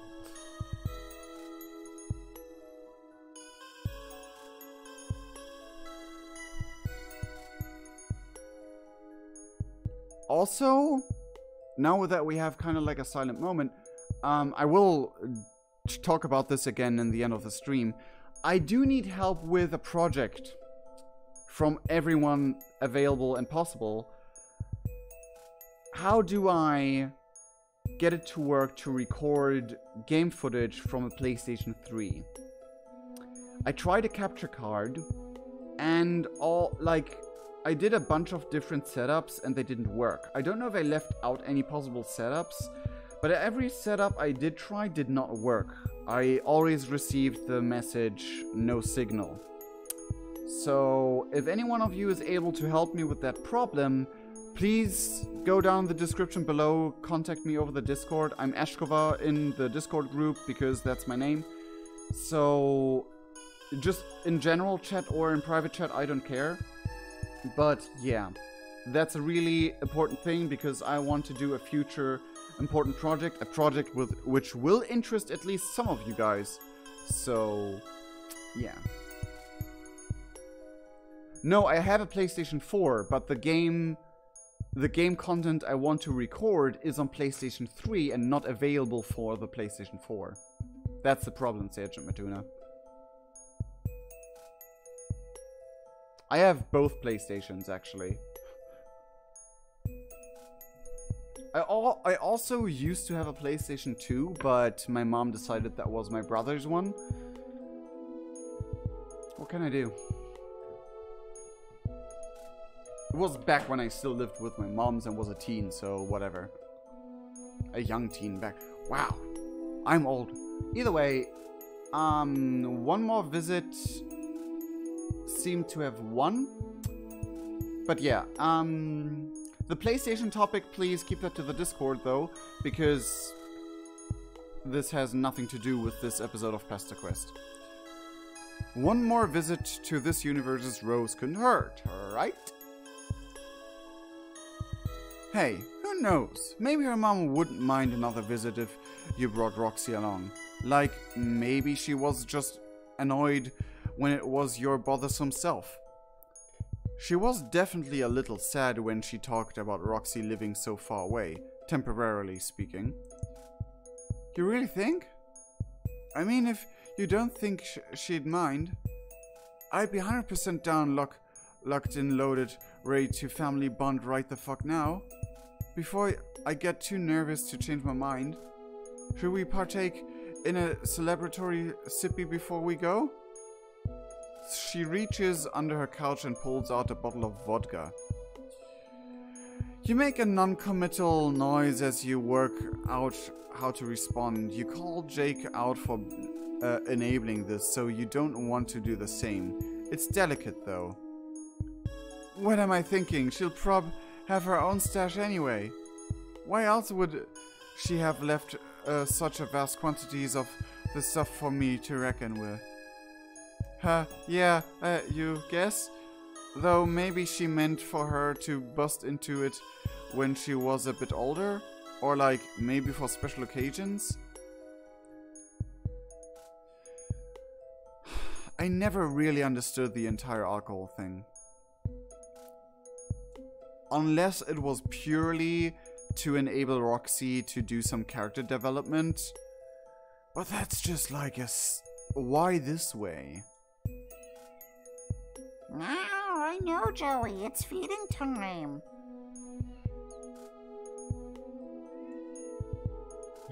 Of course, I told you not to visit me, right? Yes.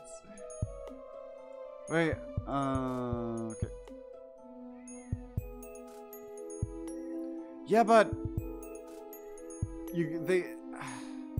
I guess alcohol is like one of the few drinks that doesn't get old. No, that's wrong. They do get old and turn into other things. Like, most of the alcohols I know of turn into not drinkable substances.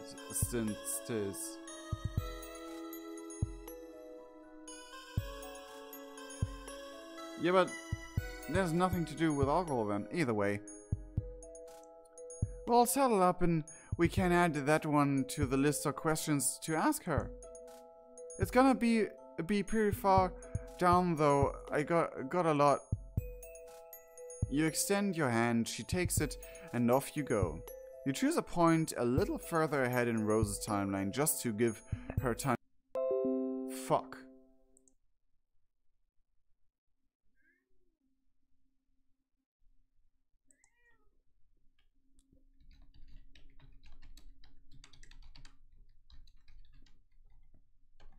Am I back? Am I back?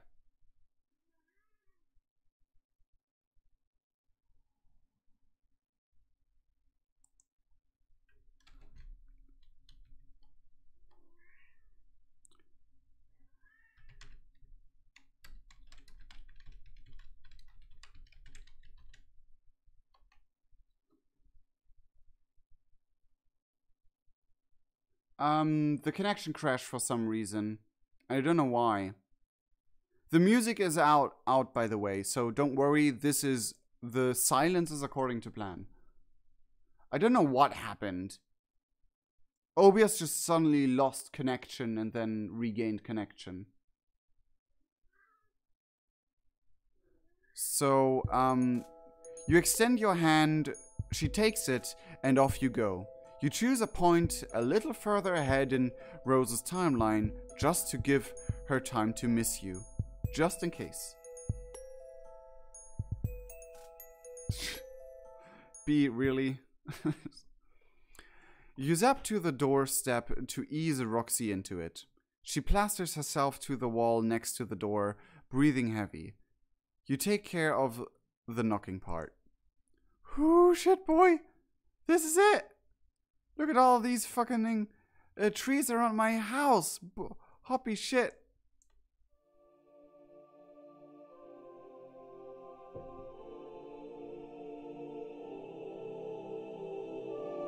Oh god, fucking goosebumps.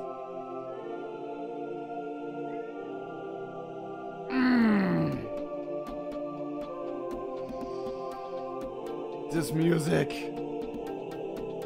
Old Rose comes to the door, and from the look on her face as she stares you down, she has absolutely not missed you even a little bit. Teen Roxy is bigger than grown-up Rose in this bright spot. No, I guess the... whatever. Fucking love this scene in Homestuck, and I love this music.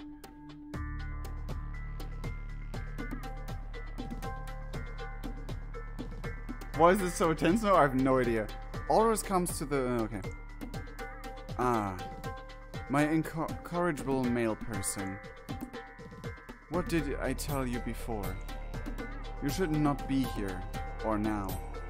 Her imperial bane of my existence may not be paying attention to what you do with your friends, but she's keeping tabs on me after your last visit. It isn't safe for you here, and I can't have you compromise this location. From the side, Roxy exhales. Rose turns. Wow, shocked grown-up Rose.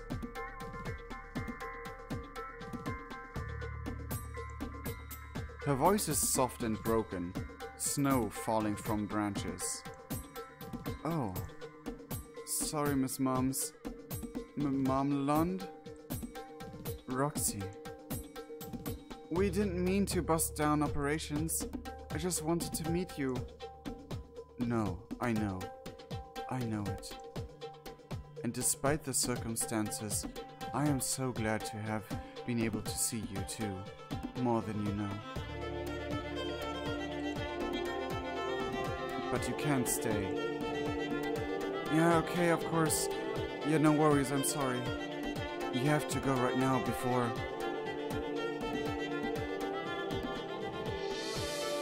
A light streaks through the clouds and you crane your neck to see it, but Rose grabs you both and drags you inside, slamming the door. Shit, this is bad, right? Fuck, she's even faster than I thought. I have to call Dave. I have to... She stops muttering to herself and speaks instead to you and Roxy with a sharp, decisive turn of her head. What's done is done. Get back before there's nothing to get back to. But... Rose touches her knuckles to Roxy's cheek and you feel like you shouldn't be here for this moment. Shouldn't have brought her here. Shouldn't have done anything ever. You never learn your fucking lesson. Is this a remix version or is this the original version? Because I do not remember the violin part. This sentence means that we'll play an anime. Welcome to Homestuck. Beastone. Okay, it's remix. I need this song to listen to up and down. Like, this is what I missed from all the Hive Swap and Hive Swap Friendsim and PESTERQUEST episodes. Like, just the pure epic anime epicness. I mean, sure, I loved the characters and I loved meeting the characters and all of that. But damn, it has been a long time since all the anime epic, Homestuck epicness happened. You do the only good thing left for you to do and take Roxy's hand. She's still sputtering, pulling you as she reaches towards Rose. Holy fucking shit. This shadow is a little bit very strong. It looks like a mask. There's a low rumble. The house shakes. Rose has pulled some knitting needles out of nowhere and they're sparking with energy. Now, when you open your eyes again, you're in Roxy's version of the same living room, or almost that. You know it's hers, though it's decorated more sparsely, and there's a corner of the house that's just fucking gone. Rebuilt how the surrounding buildings were, with a rickety chest guy patch job. Shit, you stop surveying the timeline damage and instead look to Roxy. She's just staring, blank. Her hand is over her mouth. Finally some consequences for timeline changes. It's the only thing that was missing, the epic badass music from the original Homestuck.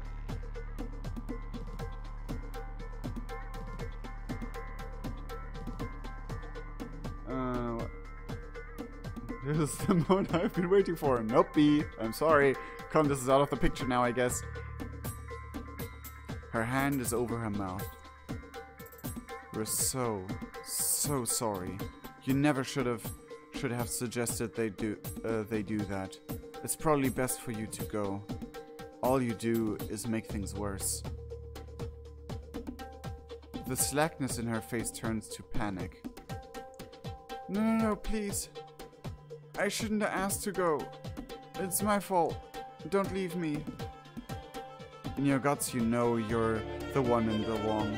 You are supposed to be the responsible time traveler. You don't know how to make her see this without making her feel worse. She runs and opens a cabinet, then a second and third. Her movements are frantic each time. Eventually, she surfaces successful. Oh, thank fuck, the booze is still here. Always looking out for me, that mom. Look, it's okay. We can still have fun. You don't have to go. Please don't go. She's crying as she talks, her voice climbing higher with fear. Her smile is begging you. You know you'll have to look later. Check whatever corners of the internet or circle documents Roxy has laying around to see what happened, but you feel in your belly that it will only confirm what you suspect. It would be better if she hated you. You're not ready to face what you did. So you take the bottle Roxy's holding out toward you, take a long burning swig, more for you means less for hers. For your means less for hers, you hope, as you pass the bottle back.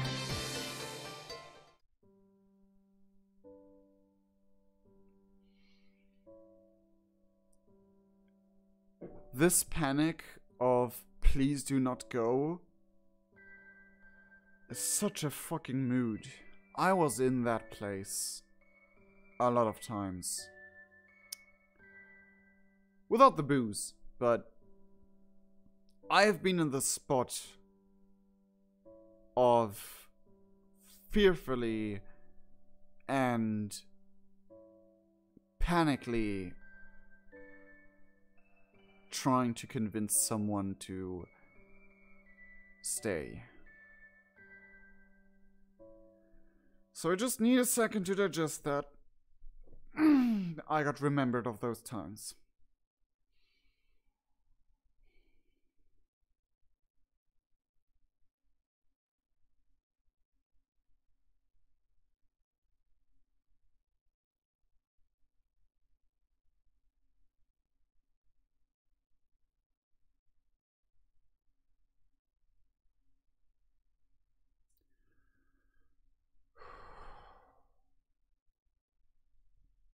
Okay, I think I calmed myself down. It was just...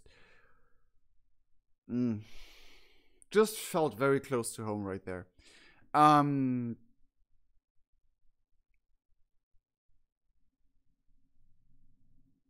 Okay, so...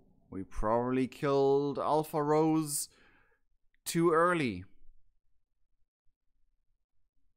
I mean, she would have died anyway to the Condess, but this was too early. This was not the moment she was meant to go from the timeliney stuff. And we messed it up and wrecked Roxy's home.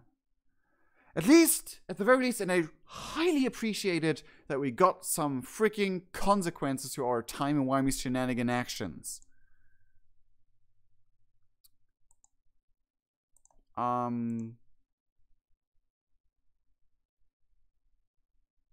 Yeah.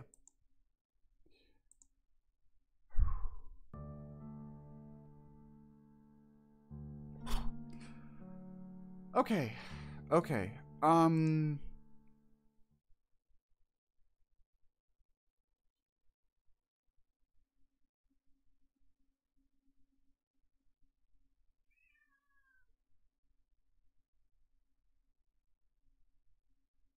name for a sitcom?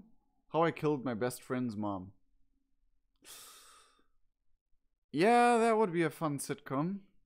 Imagine a sitcom that, like, a high quality sitcom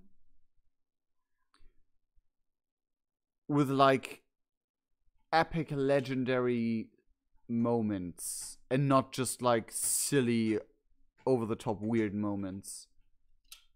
I can't imagine how that would work, because most sitcoms are supposedly like a fake recorded into in front of a live audience thing. So post-process editing and all of that stuff would be really weird to do. And let's be honest and fair, most sitcoms have just like this, are just stuck to that one quality. Oh well.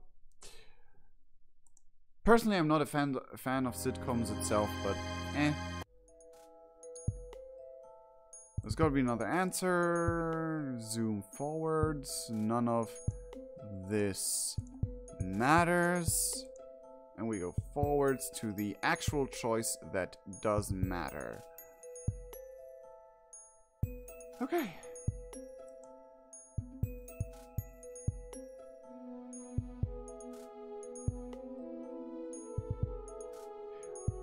That would be the Alternian version of the show's name, I guess.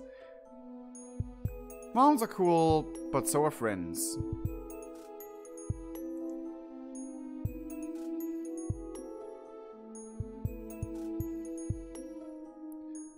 It's not just moms, you tell her. You can definitely take her to go see any one of the friends she already has too. What, like right now? If she wants, yeah. You're down for whatever. Is it weird to be so nervous about that? Don't get me wrong, I want to see the fuck out of some friends. Plop my eyes right on those guys. Followed of course by hugs. My mind just went to like huge giant wild pigs just bleh.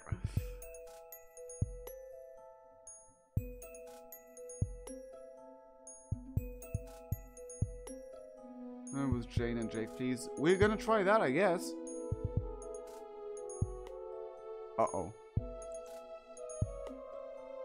I hope you're still... Yep, the game screen is still being shown. The music is still playing. Because currently I'm not getting I'm not getting any feed. Ah, there we go. It fixed itself. It's just a really big thing, and I'm feeling a little dizzy even thinking about even picking one. Yeah, you hadn't met all her friends yet, but you know just enough about all the various dynamics for that to make sense. And hey, there's no need to rush.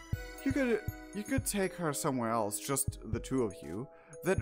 way she can still get out of the house and see something new, and you guys can sit and talk through who to go see rather than leaping right in. Yeah, okay. That sounds chill. Where to then, my cosmic taxi friend? Let's start with somewhere chill, you say, and she nods. Like many things about Earth, there are places you know exist but that you have no memory of ever having been to. They're just a part of your cultural knowledge learned by your past self and later subsumed into the ever-widening miasma of your mind. You pick one of those places, somewhere that feels like at one point it could have...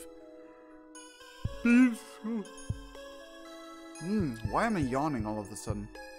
Probably because I've been talking for 2 hours straight. It could have been something you cared about. Whoa. It looks like a forest at first, but the pine trees have been shaped by wind. You turn and the earth in front of you butts up against the ancient stone of an outcropping. It stretches out below your feet in a long, striated arc until it curves into nothingness. Beyond is an endless sea of mountains, rolling and rolling, fading deep green to blue as they turn into sky. The sun is just below the horizon. Oh, it's so open. Her voice is the quietest it's been since you met her. Her bright, boisterous charm lulled into awe. You ask her if she thinks this will work. Are you shitting me? Boss, I have never seen a more gorgeous thing in my entire existence. We're gonna take your fucking seat and soak in this nature with every one of our pores.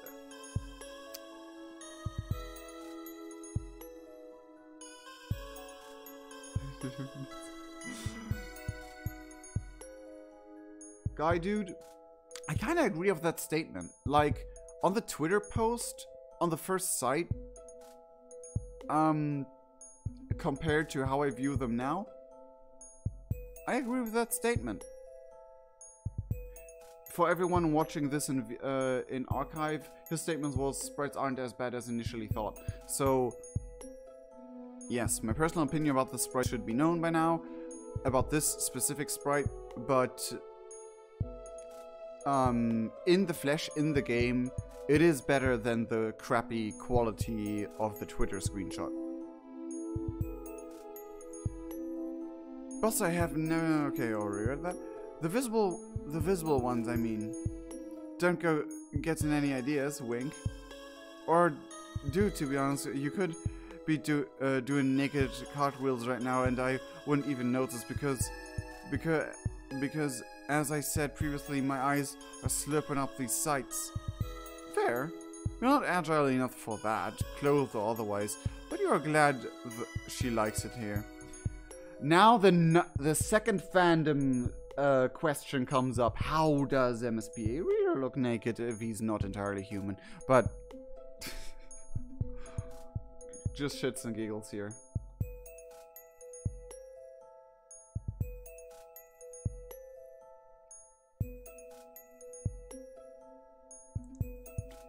The two of you sit for a while, soaking it in. This is a schedule-free life you lead. So, however long it takes for her to talk is fine with you. It doesn't take too long, though. So, you met Jane? Jake too, if I'm not wrong? They talked about you some, but they've been more busy hanging out with you than talking about you if I'm BTH.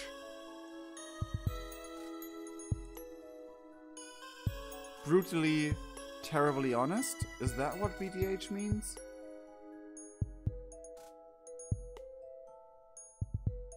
Rule 34? Oh god.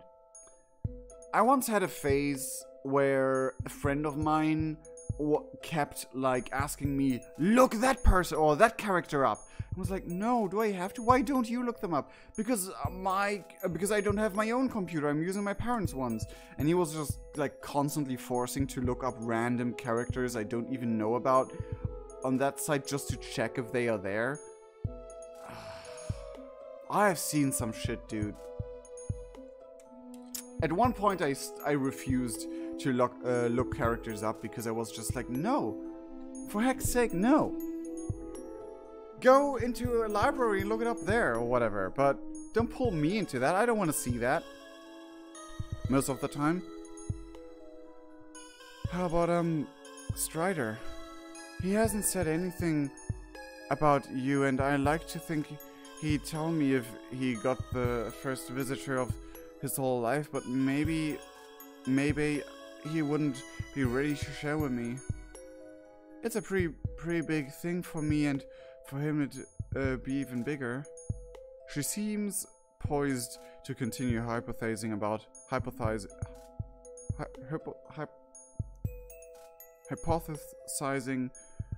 him for a while, so you go ahead and tell her that no, you haven't met him. But you should have heard a lot about him from Jake. Oh, lol, yeah. What would you get a different version of things from her? What would you get? Okay. Lamau, how far in this drama you want to get? You're already pretty far entrenched as far as you can tell, so she might as well fill you in on the rest.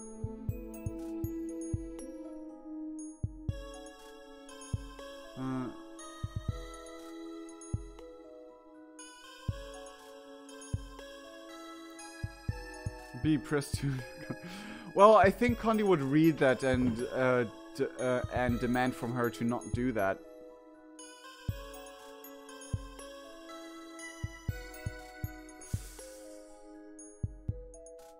B, a lot of people disagree with you there. Okay, so I'm about to lay it all out there for you. Because I trust you, and also I don't know what to do about it all, and some farm fresh opinions might be just what I need. The way she turns to you and clutches her hands together, launching directly into the story, you'd never think she was new to slumber party gossip. We got quite the love quadrangle going down in this friend group. Janie and Dirk are both into Jake, which, like, fair.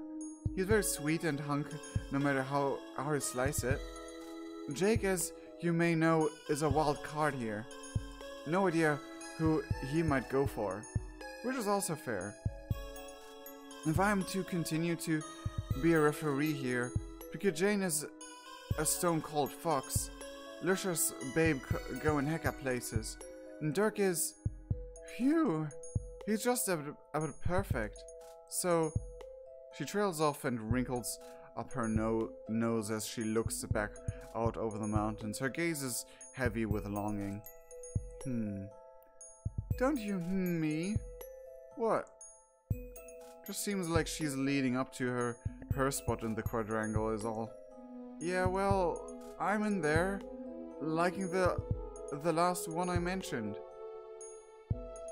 Ah, okay. But you're doing it again. Oh, just for a minute you couldn't tell which direction she was headed.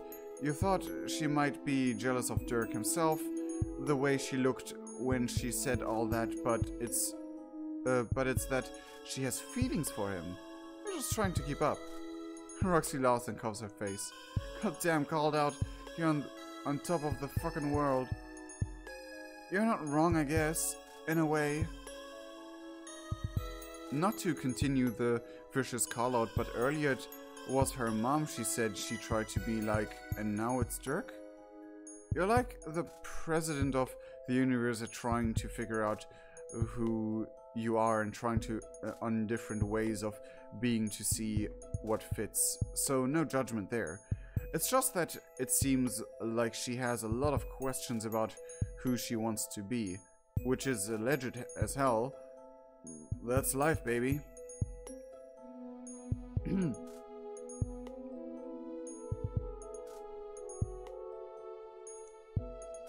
Yeah, I guess that's the whole thing, you know? I wanted to be like her because she's my family and like the only person I knew about for so long. Then I met him and I was like, oof, there's more unlockable options? Who knew? Maybe I coulda... I know, I do have feelings. Feelings just sounds like sexual innuendo for him to be sure, but you're right. Sometimes with him, it does get all mixed up. You ever not sure if you want to be somebody or be with somebody? I mean, I like the me I made from...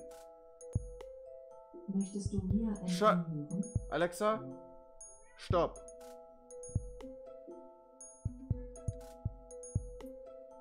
I mean, I like the me I made from nothing, and I don't want every single piece of his bullshit, of course, but he's like this shadow just out of my range of vision, like some kind of...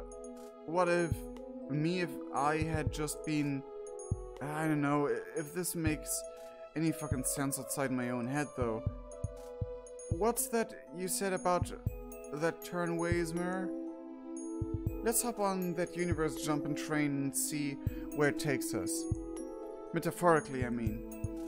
I'm not ready to move a single ass cheek off this bitchin' rock yet. It's all metaphorical anyway. Well, not the multiple universe thing, that's pretty much a fact, as far as you can tell. But the turning yourself inside out bit, whatever it is about him that she feels pulling at her, this thing she wants for herself, it's probably bigger than him anyway. He's just the person who made her notice it. Same as it was with her mom. And anyway, it turns out lots of options are unlockable once you realize some locks were in your brain to begin with. Damn, buddy. Is this what it's always like to be talking to friends face to face? Hauling up piles of deep meaningful truths left and right? Or is this just a you thing? You have absolutely no way of knowing, but you do know it happens to you a lot. It's different every time though, and it never gets old. Good, because I feel like this got up layer one of all my thoughts and feelings about this stuff.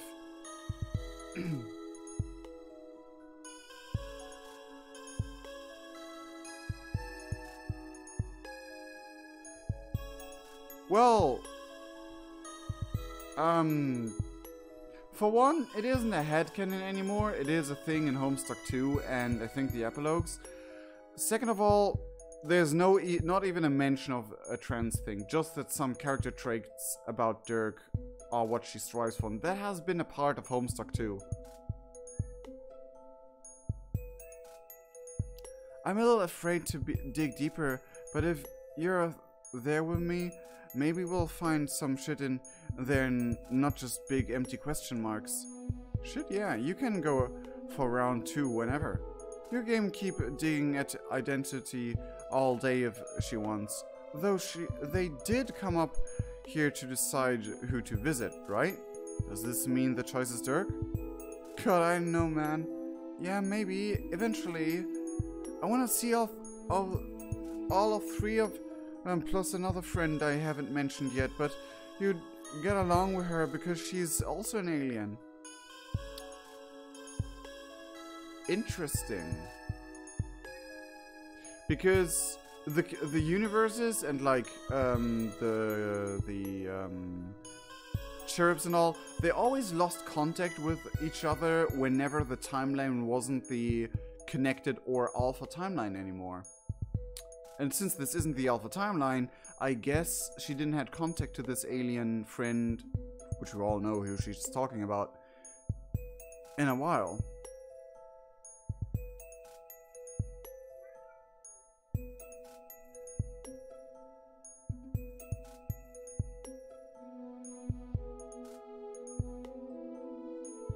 I wouldn't say it's more okay to talk about now. It's more kind of a thing of just the co-authors, the current authors or whatever, have decided to listen to wishes made by people who found Toblerones. And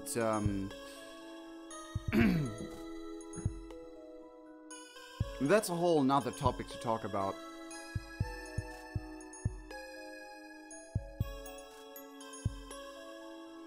Okay, already read that.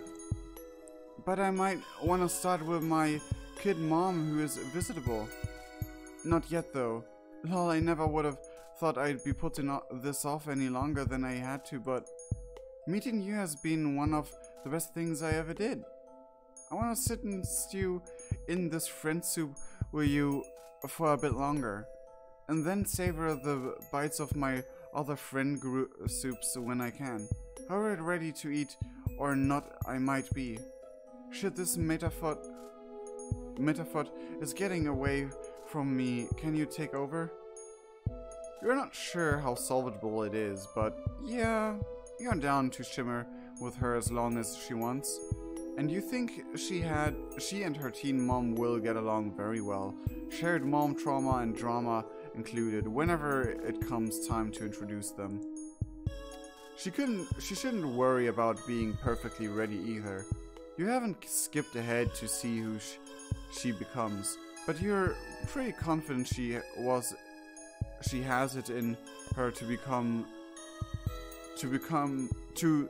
be someone she can be proud of and comfortable being. Someone that can look back on this Roxy with kindness too, no matter what choices she ends up making. I just want to mention this was a thing already in Homestuck, before all of the rest happened. You're gonna make me cry again, please no. Phew. Also, not that I'm gonna forget today ever, but I should document. She pulls her phone out and holds it up to frame her shot. She is glowing in the light of sunrise. You watch the sun, you watch the fog curl through the valleys below. Okay, now selfie. She drapes her arm over your shoulder and points the camera at the both of you. Work it. Oh yeah, that is cute as fuck. She messes with her phone, opening a chat with someone whose handle you don't recognize. You wonder as she sends the photo their way if it's the alien friend. It'd be cool if Roxy was friends with a troll you hadn't met yet. Hey, you there? I not, but it's okay. I want to say hi. I know we didn't talk much about the game not being on anymore last time we got to chatting, but I know we were both feeling it. Nice, got so many more updates for you when you're back online, so get hype. And check out this choice ass view I'm peeping right now as a preview. Thinking of you, TTLY. Damn it. Never had to say that one out loud. It's time to get comfy on this rock. You may end up being here for a while, since Roxy's not quite ready to get zapped anywhere else, which, when you consider it, is fine. There is a difference, you think, between inaction and patience. There are small whitey changes made in stillness. You worried you choose too much, and Roxy afraid she was robbed of choice from the start. Meet in the middle. She pockets the phone and grins at you. You lean back on your elbows and tilt your head up toward the sky.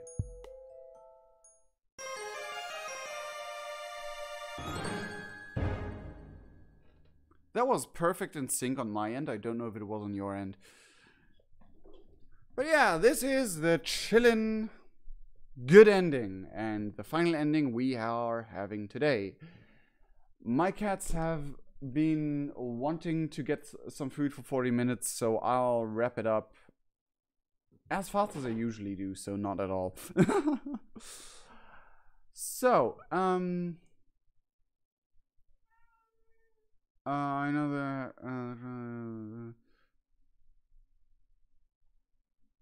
And yeah, Surgeon Batuna and Morbidly, like, I haven't been very present in a lot of the fandom recently, but I have been present in groups of the fandom a while after Homestuck ended.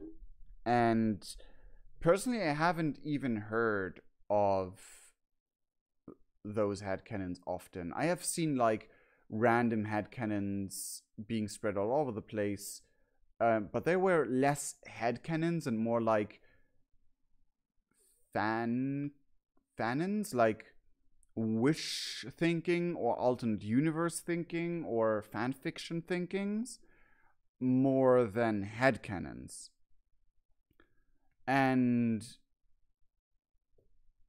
yeah, like from what I've gathered. But either way, my conclusion for this is, first of all, my opinion on the sprites has made better, is better than it was before. Yet now where have seen all of them in action, I don't know what's up with my beard, but for some reason it looks like there's a gap here. Don't know why. There.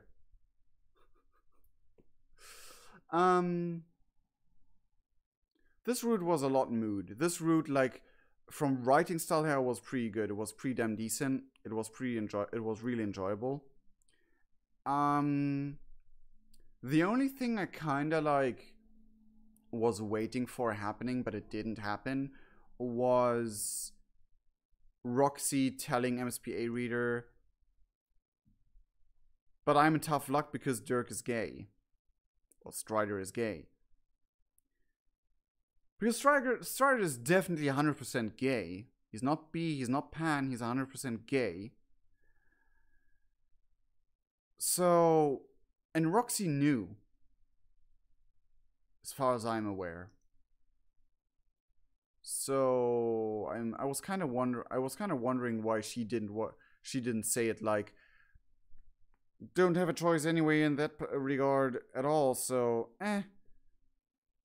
and yeah. But yeah, there's not much to say. Like, I'm still not a fan of how the hair is drawn. Just, like, from an art style perspective.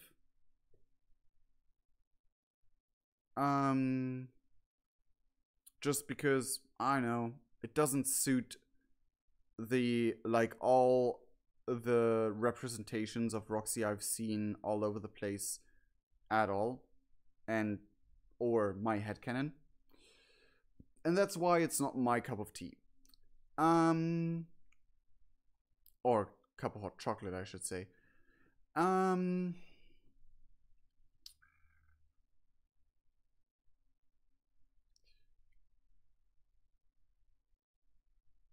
Yep, that's about it.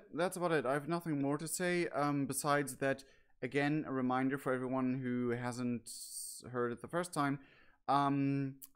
If you can help me to somehow set my PlayStation 3 up that I can record the gameplay, please let me know in our Discord. In the description is a link to it.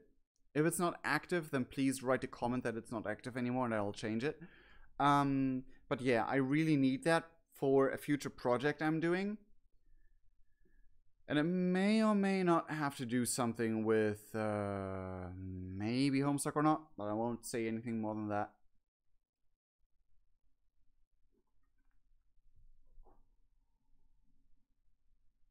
And yeah, next PESTERQUEST is in 4 weeks.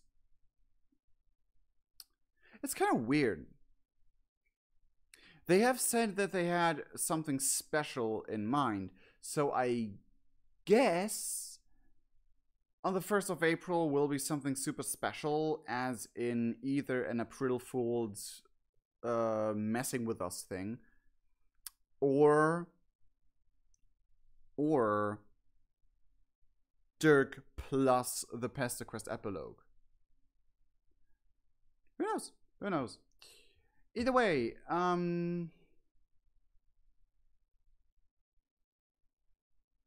It's going to be mind-blowing or just a joke? Mind-blowing, maybe not even, but pretty cool or pretty insane at the very least. Because it is hard to blow my mind, I think. I would like to think. But either way, ladies and gentlemen of the YouTube, this is it for today's stream. I hope you enjoyed. I did enjoy myself, and I liked it so far. And we have done all the endings of the Roxy, and for the end, I will look at the warnings. And I can guess them. Alcoholism, yes. Underage drinking. Yeah, basically. Guess that much. Warnings I would actually like take in, like those are actual warnings I would take in and be like, I don't know, because I have a whole stig about alcohol and not being comfortable with alcohol as a substance that people drink. I'm not at all preachy about, oh, it's a good thing. I'm not all preachy about it. It's just like I'm not comfortable because I have met the worst cases that can happen with alcohol, first-hand or second-hand, through close friends. So it's just how I am. Either way, where she was kind of there, but not really. Well, yeah, whatever. That's contest. Either way, this is it for today. Oh, by the way, ladies and gentlemen, especially, I guess everyone who identifies, there we go, as a female person, heads up for the game I'm currently making. I'm currently making a game, just a sneak teaser that I'm doing it. And it's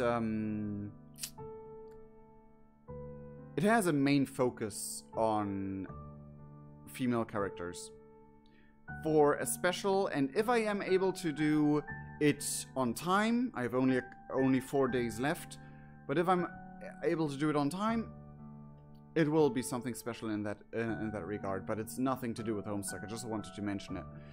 Either way, I hope you enjoyed. If you did, then please leave a like. Consider subscribing if you haven't already, if you want to see more of my stuff, or our stuff in that sense. Join the Discord community for more shenanigans and more stuff that we do besides of YouTube. And we'll see each other in the next video and a stream. Cheerio! Bye-bye! Cheerio! Bye, everyone! Love you guys! Bye! And Pumpkin! You wanna say bye? Pumpkin? No, he doesn't. He just wants food. Bye! Bye!